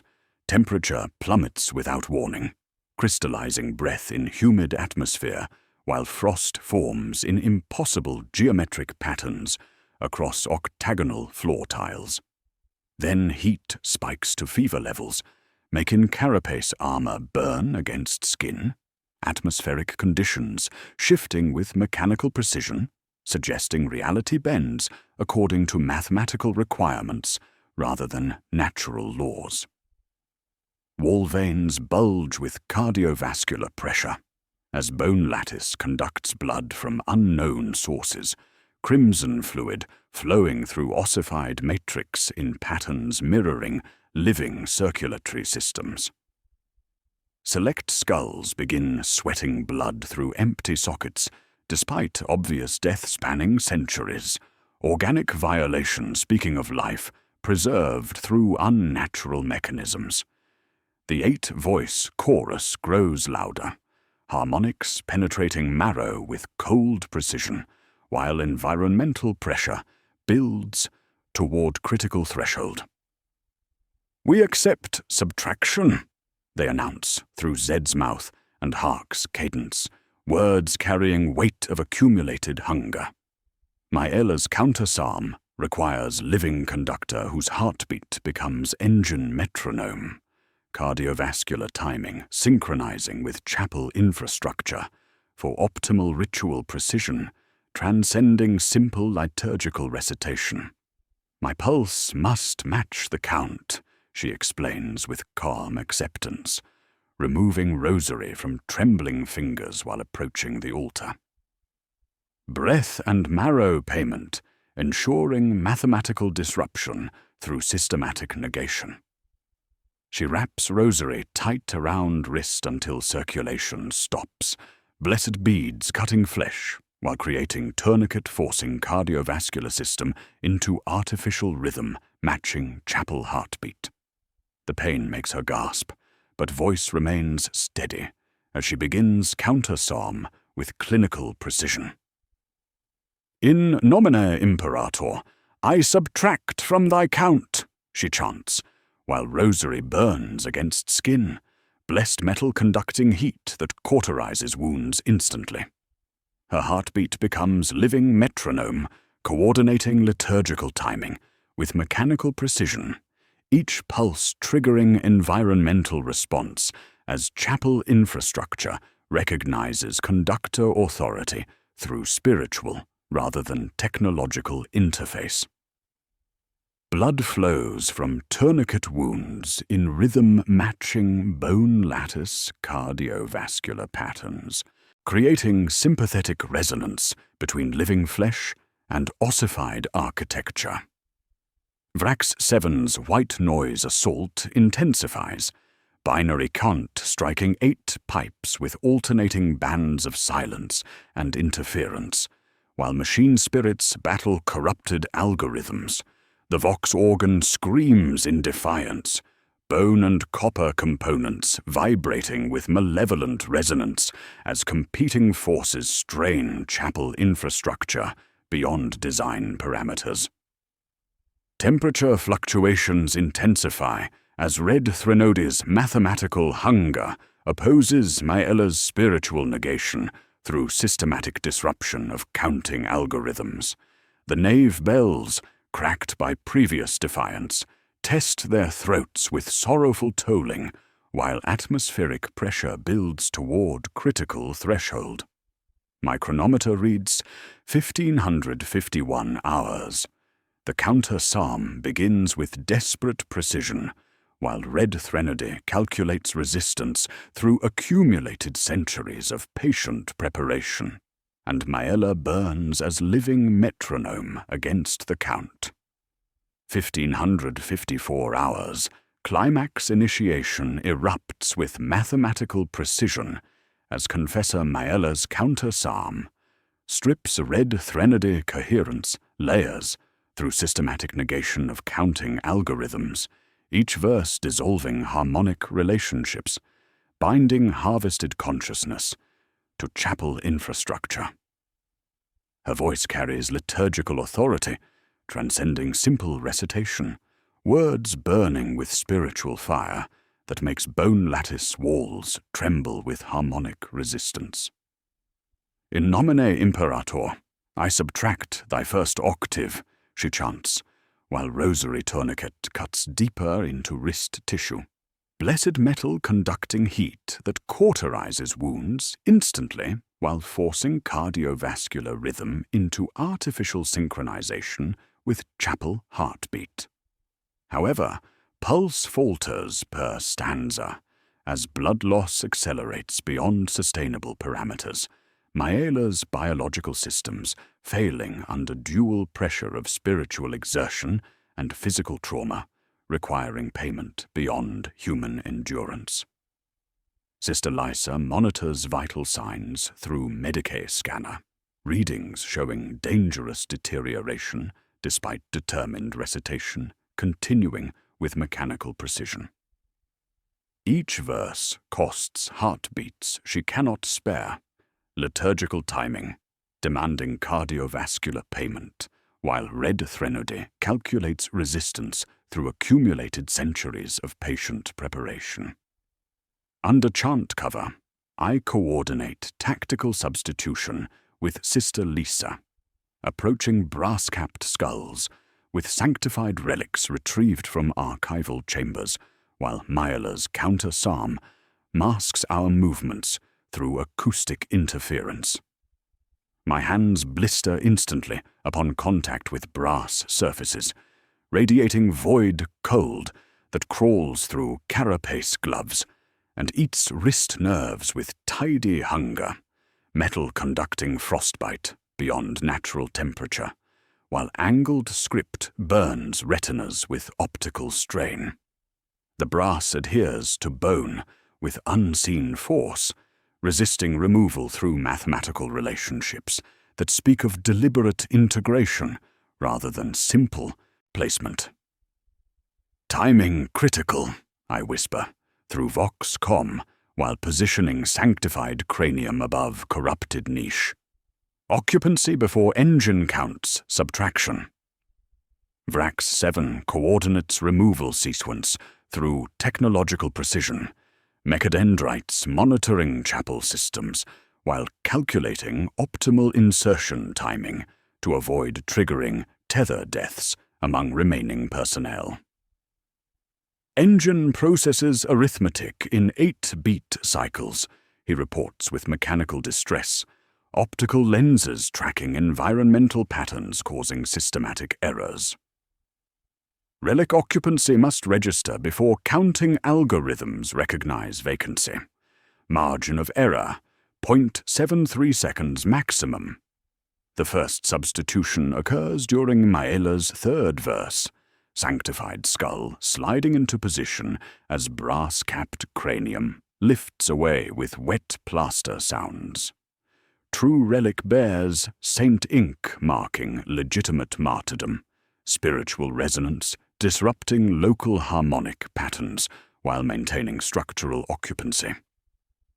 Engine systems pause during calculation, Red Threnodi's 8-voice chorus faltering momentarily as mathematical relationships adjust to accommodate spiritual rather than numerical presence. The brief silence tastes of hope and copper, while bone lattice walls pulse with confused rhythm. Engine claims owed payment through conservation protocols, demanding balance between living and dead, despite successful substitution, algorithmic hunger, transcending simple arithmetic to require blood sacrifice, maintaining operational parameters. 2 scions step forward before I can designate targets.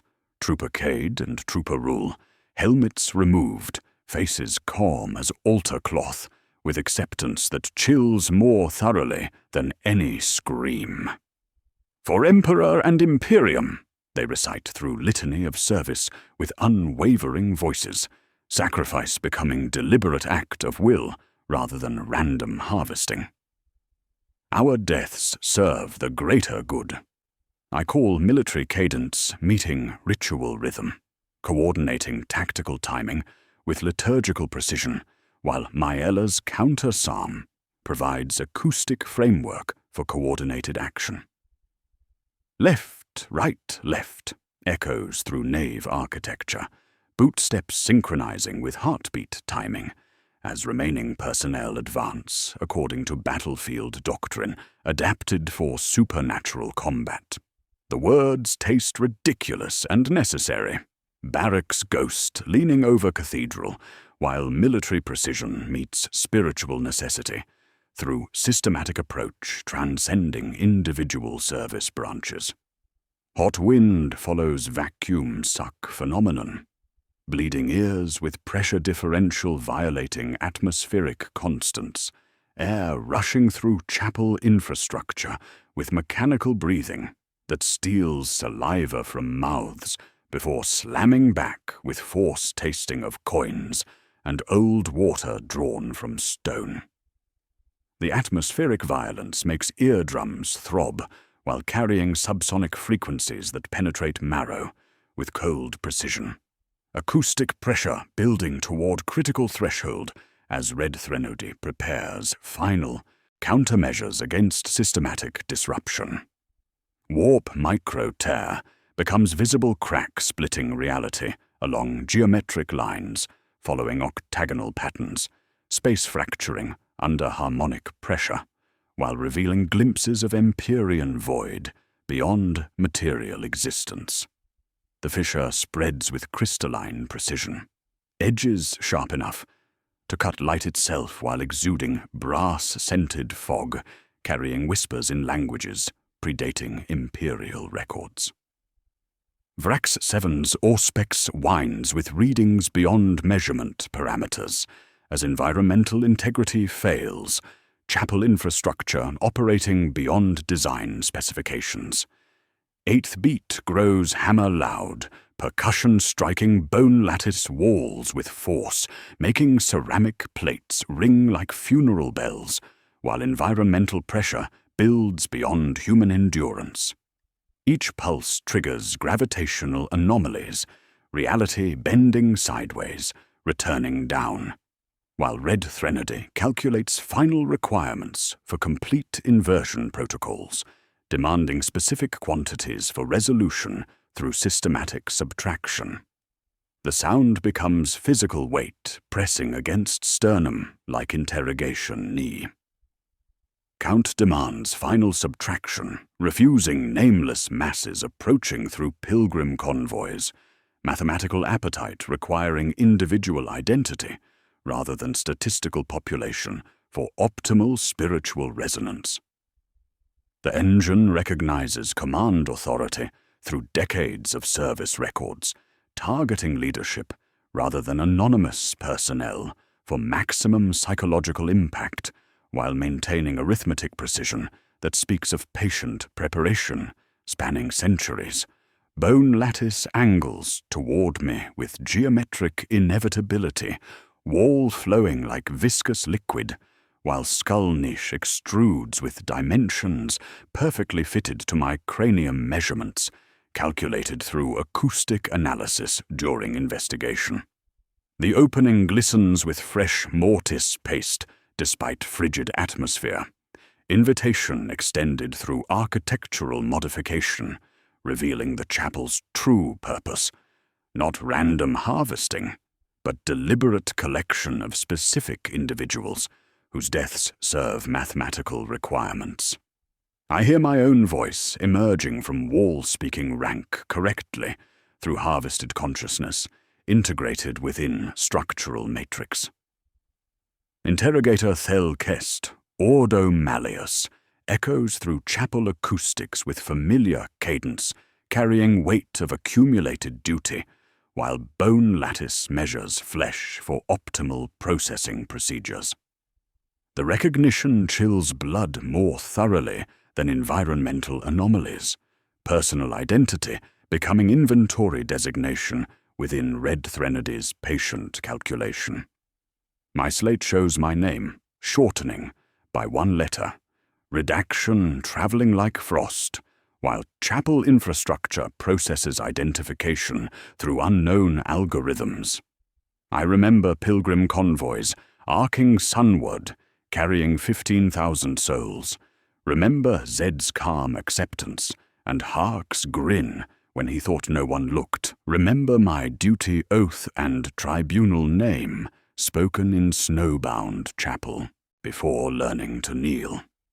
Speaking true name under breath, with voice barely audible above harmonic chaos, I acknowledge mathematical inevitability while accepting command responsibility for mission outcome requiring personal payment.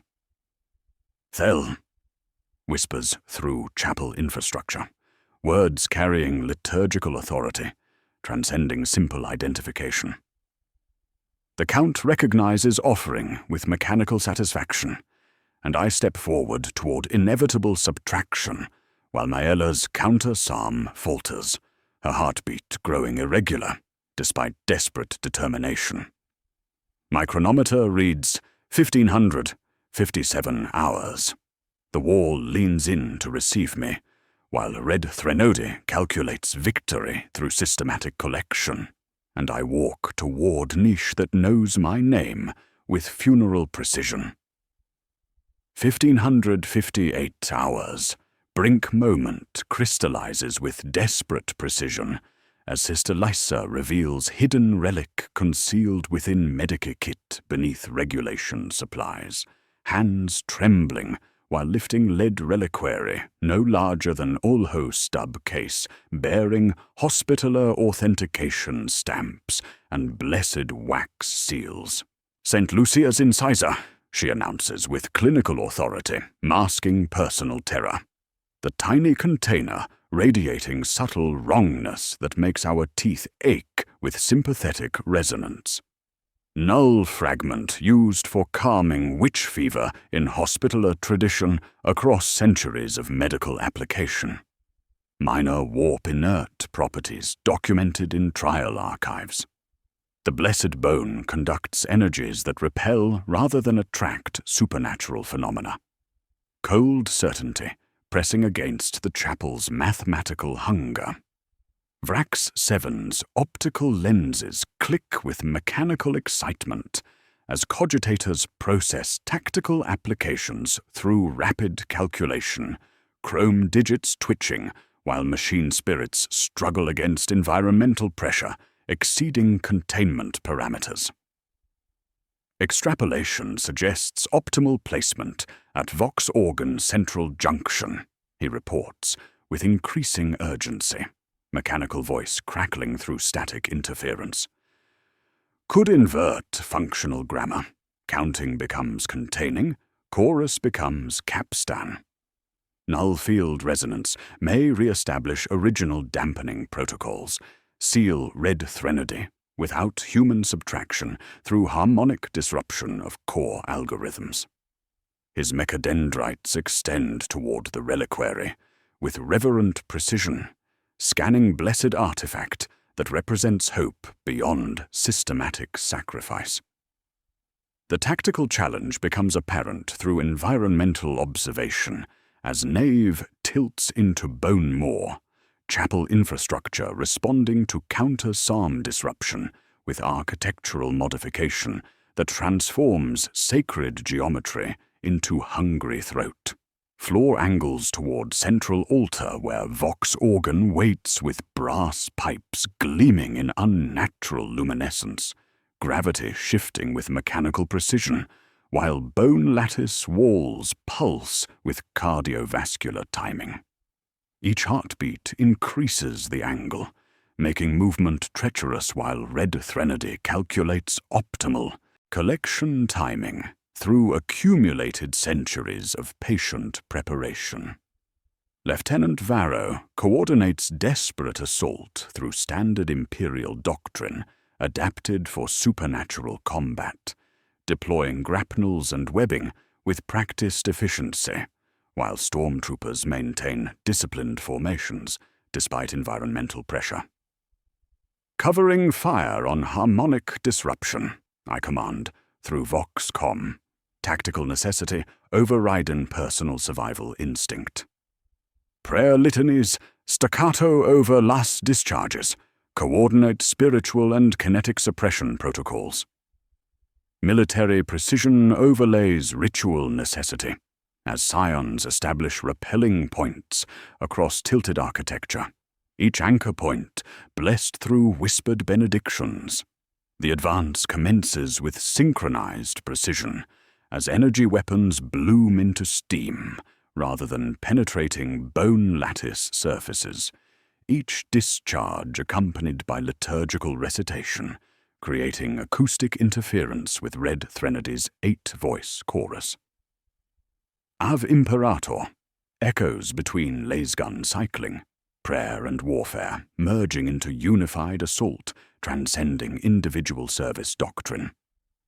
Moisture evaporates from heated atmosphere, then returns as cold sweat beading on carapace armor, atmospheric conditions shifting with malevolent intent, while brass-scented fog thickens visibility to arm's length.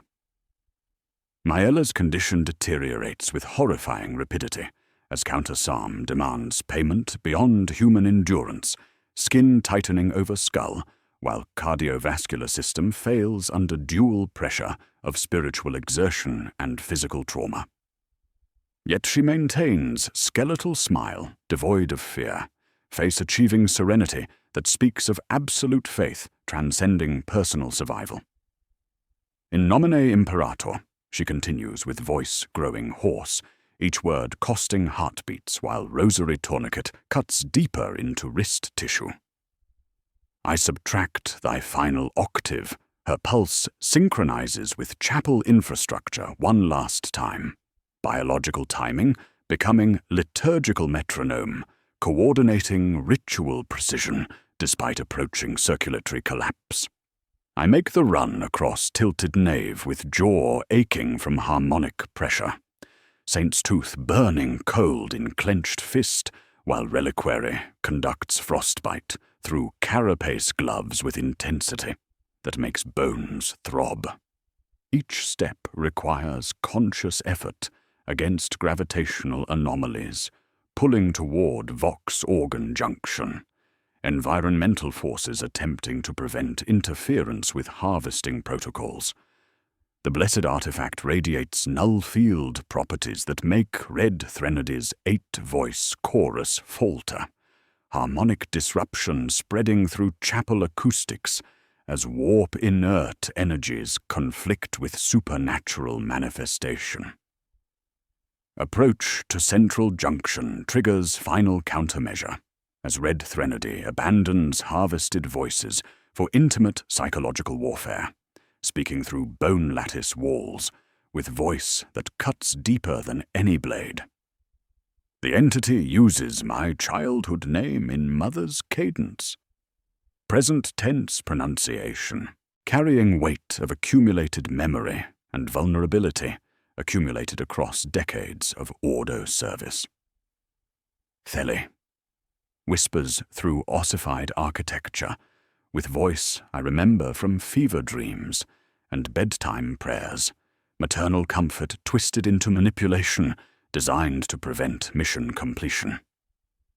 You are very tired. Let me hold the count for you. Put the tooth back where it belongs, between your own teeth, Bite once, sleep. I will do the remembering. The promise carries seductive authority, suggesting relief from constant vigilance against heretical threat, cessation of investigation and interrogation, numerical harmony replacing systematic horror. For one heartbeat, I consider compliance, allowing Red Threnody to complete inversion protocols while accepting personal integration within chapel infrastructure. The temptation tastes of childhood security and maternal protection, psychological pressure, targeting vulnerabilities that speak of home and peace and quiet mathematics. My hand trembles, moving toward my mouth, toward surrender that promises order without cost. I remember Zed's calm acceptance, Hark's equipment waiting for return that will never come, pilgrim convoys carrying 15,000 souls, seeking blessing rather than consumption. No, I tell my mother's voice, hearing the boy I had been agree with the man I became. I slam reliquary into Vox organ junction with force that sends electrical discharge through chrome fixtures, blessed metal striking brass connections, while Saint's tooth makes contact with corrupted algorithms embedded within harmonic frequencies. The null field properties expand through chapel infrastructure with mathematical precision, warp inert energies, disrupting counting protocols, while sealing Red Threnody within architectural constraints rather than allowing expansion beyond containment parameters. Vox organ stops with mechanical finality, 8 pipes falling silent simultaneously, while brass components lose malevolent gleam. Then the instrument screams, not acoustic output, but structural protest as blessed energies conflict with corrupted algorithms, bone and copper, vibrating with frequencies that threaten to shatter our souls, while ceramic plates ring like funeral bells throughout nave architecture. The sound carries agony rather than music, mathematical consciousness experiencing disruption equivalent to physical dismemberment, as containment replaces conquest. My chronometer reads 1559 hours. Environmental pressure drops as harmonic resonance collapses, the screaming diminishing, while Saint's tooth burns cold against brass junction. The count stops with mechanical finality, but something vast and patient waits within walls that remember our names with mathematical precision. 1600 hours.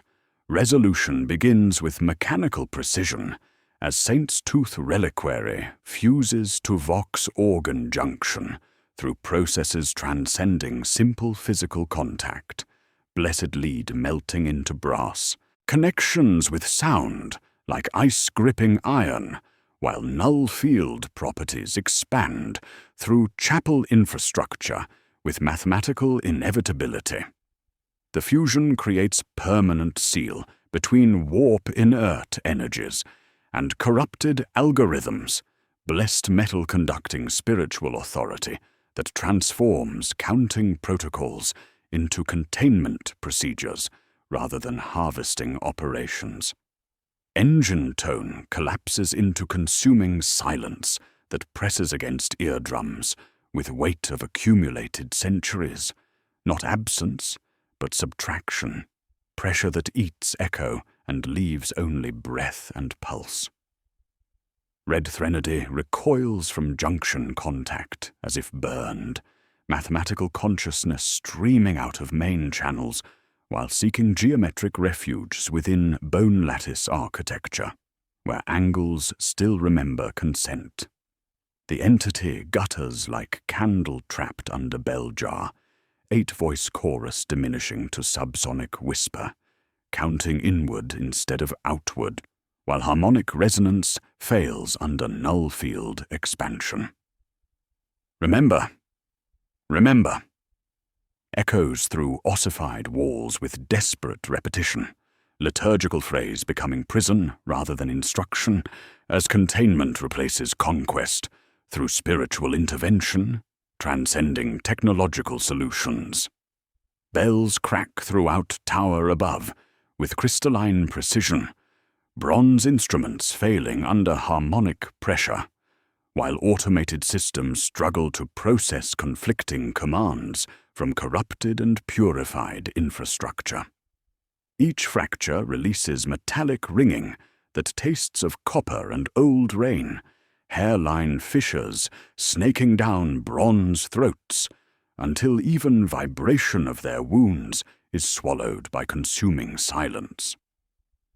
The sound carries finality rather than invitation, mathematical hunger contained within architectural boundaries, preventing expansion toward approaching pilgrim convoys. Confessor Maela's last syllable breaks into sigh as knees fold, rosary tourniquet finally releasing, while unconsciousness breaks concentration. Sister Lysa catches her by gorget, feeling heat leave body in rush like dying furnace while pressing clotting seal to blackened wrist cut. "Breathing," she reports with clinical authority, masking relief, Medikey scanner showing shallow but present cardiovascular function. Pulse stabilizing at barely sustainable levels. Counter-SORM successful. Liturgical timing achieved through faith rather than physiology. Environmental pressure normalizes as chapel exhales around us, humidity dropping in visible curtain, while breath clouds thin and vanish completely. Temperature stabilizes within acceptable ranges for human occupation as atmospheric anomalies diminish, frost blooming across octagonal floor tiles in delicate geometric patterns following natural crystallization laws, while maintaining mathematical precision, speaking of residual influence rather than active manifestation. The formations hurt to observe directly, yet lack malevolent intent, decorative rather than functional geometry, preserved as memorial to systematic horror. Personnel accounting reveals cost measured in lives rather than equipment. 8 gone through systematic harvesting, spanning investigation duration. Hark, Zed, Den, Thane, Cade, Rule, +2 whose names chapel erased from slates, but not from ache in chest. 8 brass skulls replaced by true relics, bearing Saint ink marking legitimate martyrdom, spiritual resonance, disrupting local harmonic patterns while maintaining structural occupancy. My designated niche remains empty temporarily, wall that measured me closing with faint shiver, like tax ledger turned face down. Yet I feel interest accrual in jaw hinge ache. Systematic sweep locates Abbot Provost Orbis, crouched beneath pulpit during containment procedures, brass crown bone-fused to cranium, through surgical integration, transcending simple augmentation. 8 spikes have melted and cooled into roots, branching through skull tissue, angled script sinking into cortical matter, while conducting residual energies through neural pathways, modified during conspiracy-spanning decades. His face maintains ecstatic expression, suggesting spiritual fulfillment rather than terror. Eyes dilated with rapture, while clear fluid weeps from nail-head sockets, freezing in garlands along brow. "Do you hear it?" he whispers, with voice shivering from bliss, fingers stroking fused metal without bleeding. "Quiet. At last. Soul storm is quiet. Individual identity subsumed within larger pattern, demanding systematic action, transformation complete beyond extraction possibilities, while brass crown conducts mathematical consciousness through cranial implants. Abbot Hieronym Orbis, Maela declares through damaged throat, voice torn, but carrying liturgical authority transcending physical weakness. By authority of God Emperor and canon of penitent officers, for false reliquary, pacting with enemies of mankind and murder of faithful. I condemn you. Execution follows through last discharge, ending conspiracy, while preserving skull for immediate interment.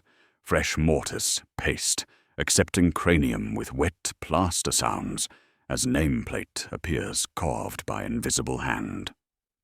Brass crown conducts residual energies into harmonic dampening systems restored through null field presence.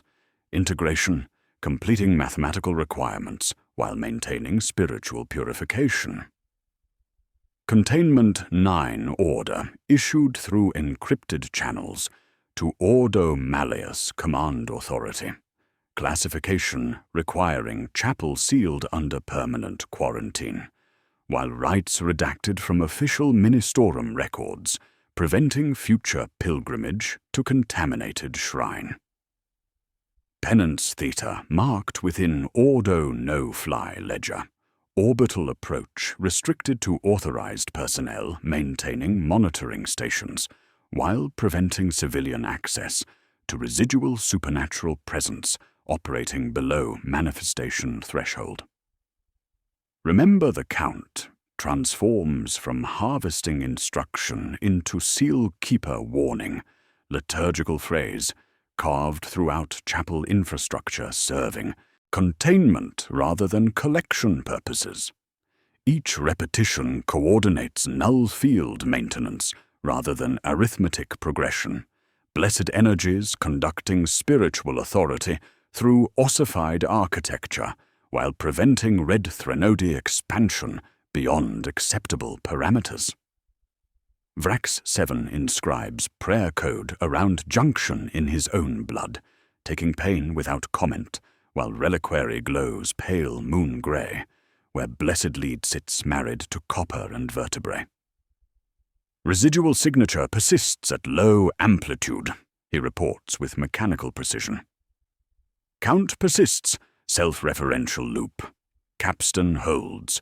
We etch failure and solution in places no pilgrim will see. Shallow octagon with 8 dots, 8 shortcuts, then one long line closing loop. Seal keeper warnings under fresh wax. The work proceeds with unsentimental efficiency. Welding hatches, bracing transepts, leaving reliquary where it belongs. Then dead bells toll. Once, twice. We stop breathing. 3, 4, 5. Patient, perfect intervals, more exact than metronome. 6, 7. The 8th lands inside my chest like step-on stair I did not know was there.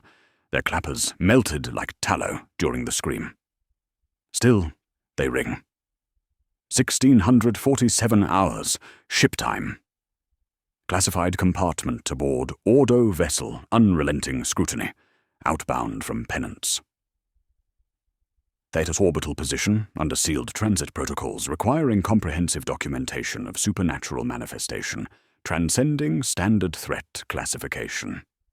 The bulkheads thrum with warp drive harmonics, mechanical rhythm that should provide comfort after chapel's aberrant choir, yet resolves in my ears as 8-beat pattern-matching cardiovascular timing, despite conscious effort to break synchronization.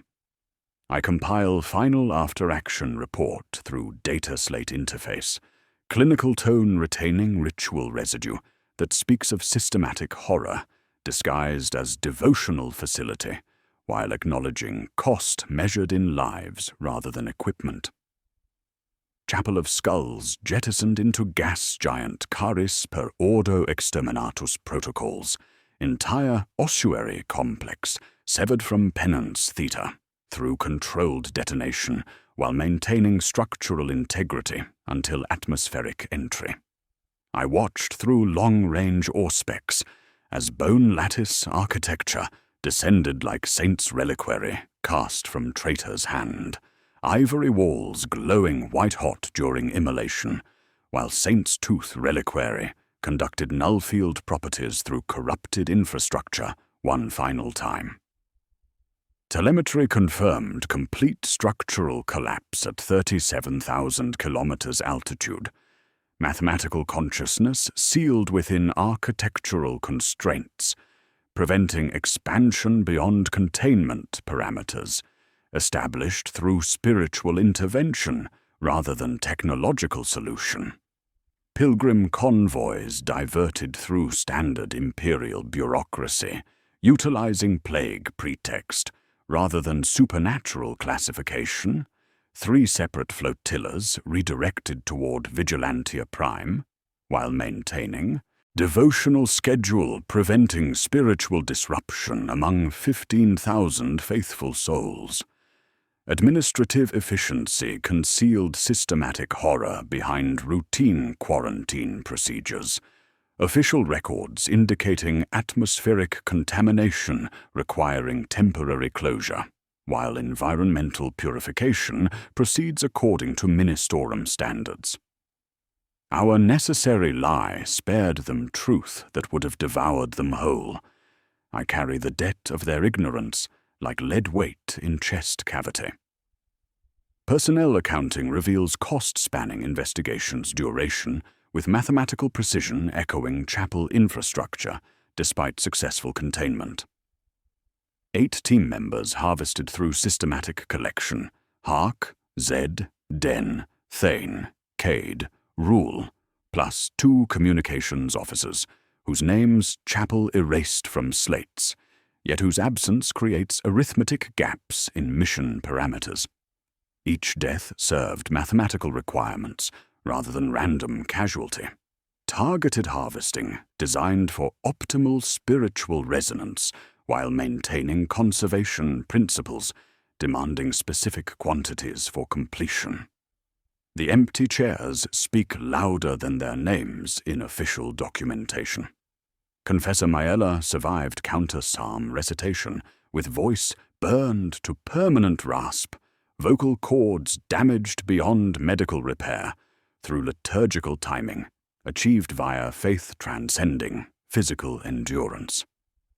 Sister Lysa monitors recovery through Medicaid protocols, throat reconstruction impossible due to spiritual scarring resisting conventional treatment. Yet Maella maintains devotional authority through whispered prayers, carrying weight of accumulated sacrifice, damaged voice, becoming testimony to successful ritual intervention requiring personal payment beyond standard service doctrine. Her eyes hold serenity that borders on unsettling, as if perceiving deeper truth through systematic exposure.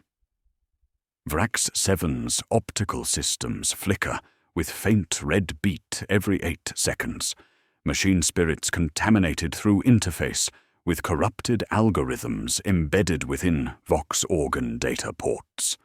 His cogitators struggle processing residual patterns, causing systematic errors in blessed programming. Mechanical consciousness retaining mathematical infection despite successful mission completion. Binary cant now punctuated by odd 8-beat silences, while mechadendrites twitch with phantom calculations, suggesting permanent alteration to sacred algorithms governing machine spirit function.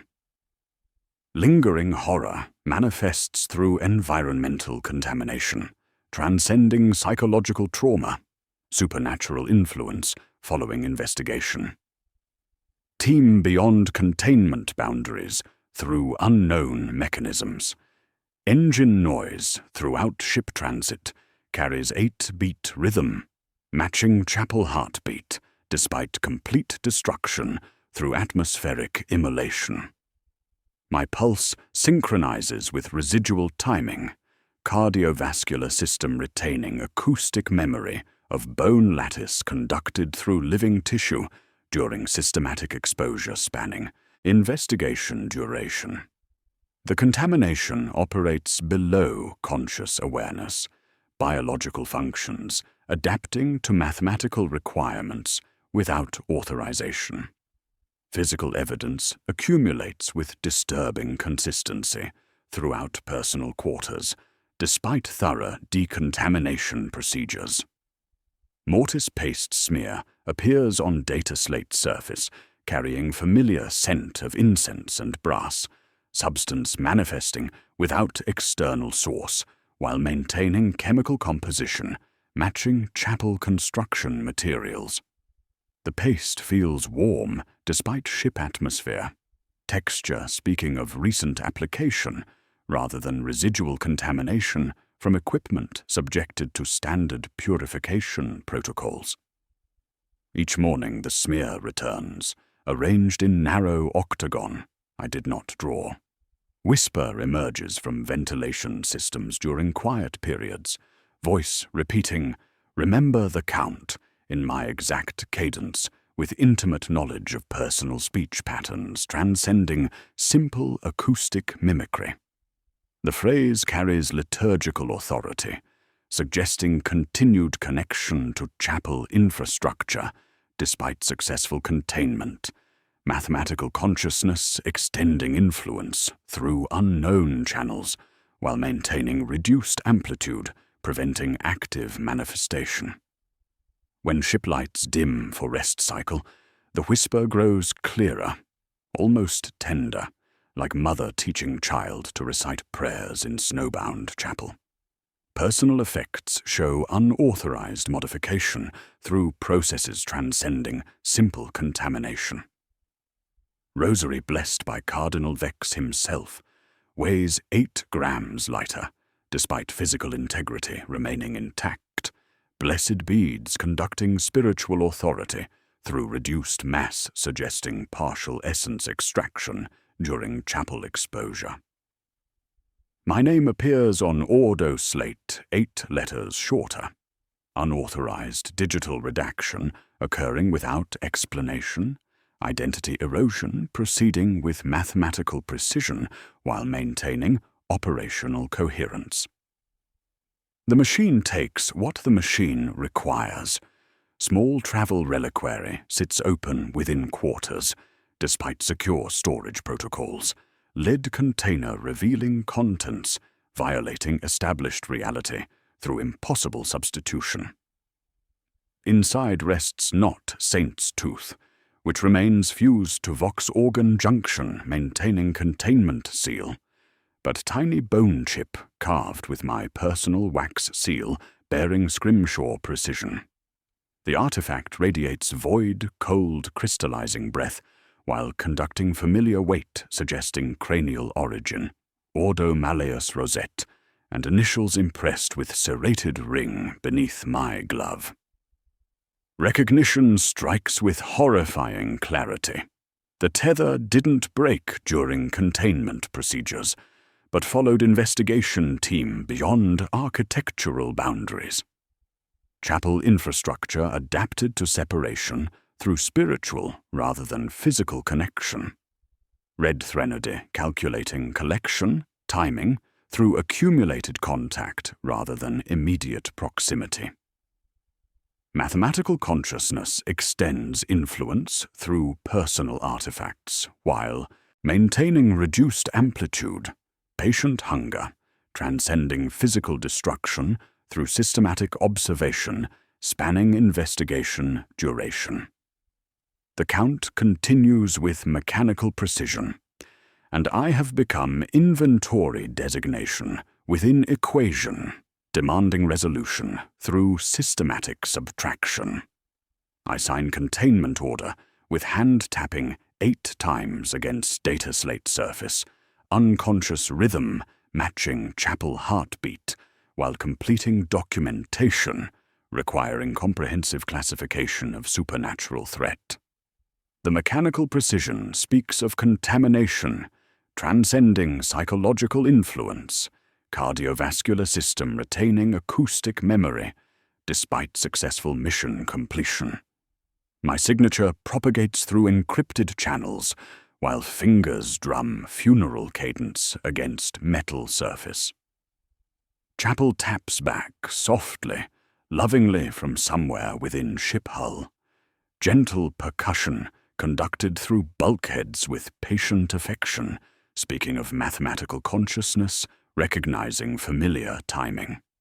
The sound carries maternal comfort, twisted into manipulation, intimate knowledge of personal vulnerability accumulated through systematic observation.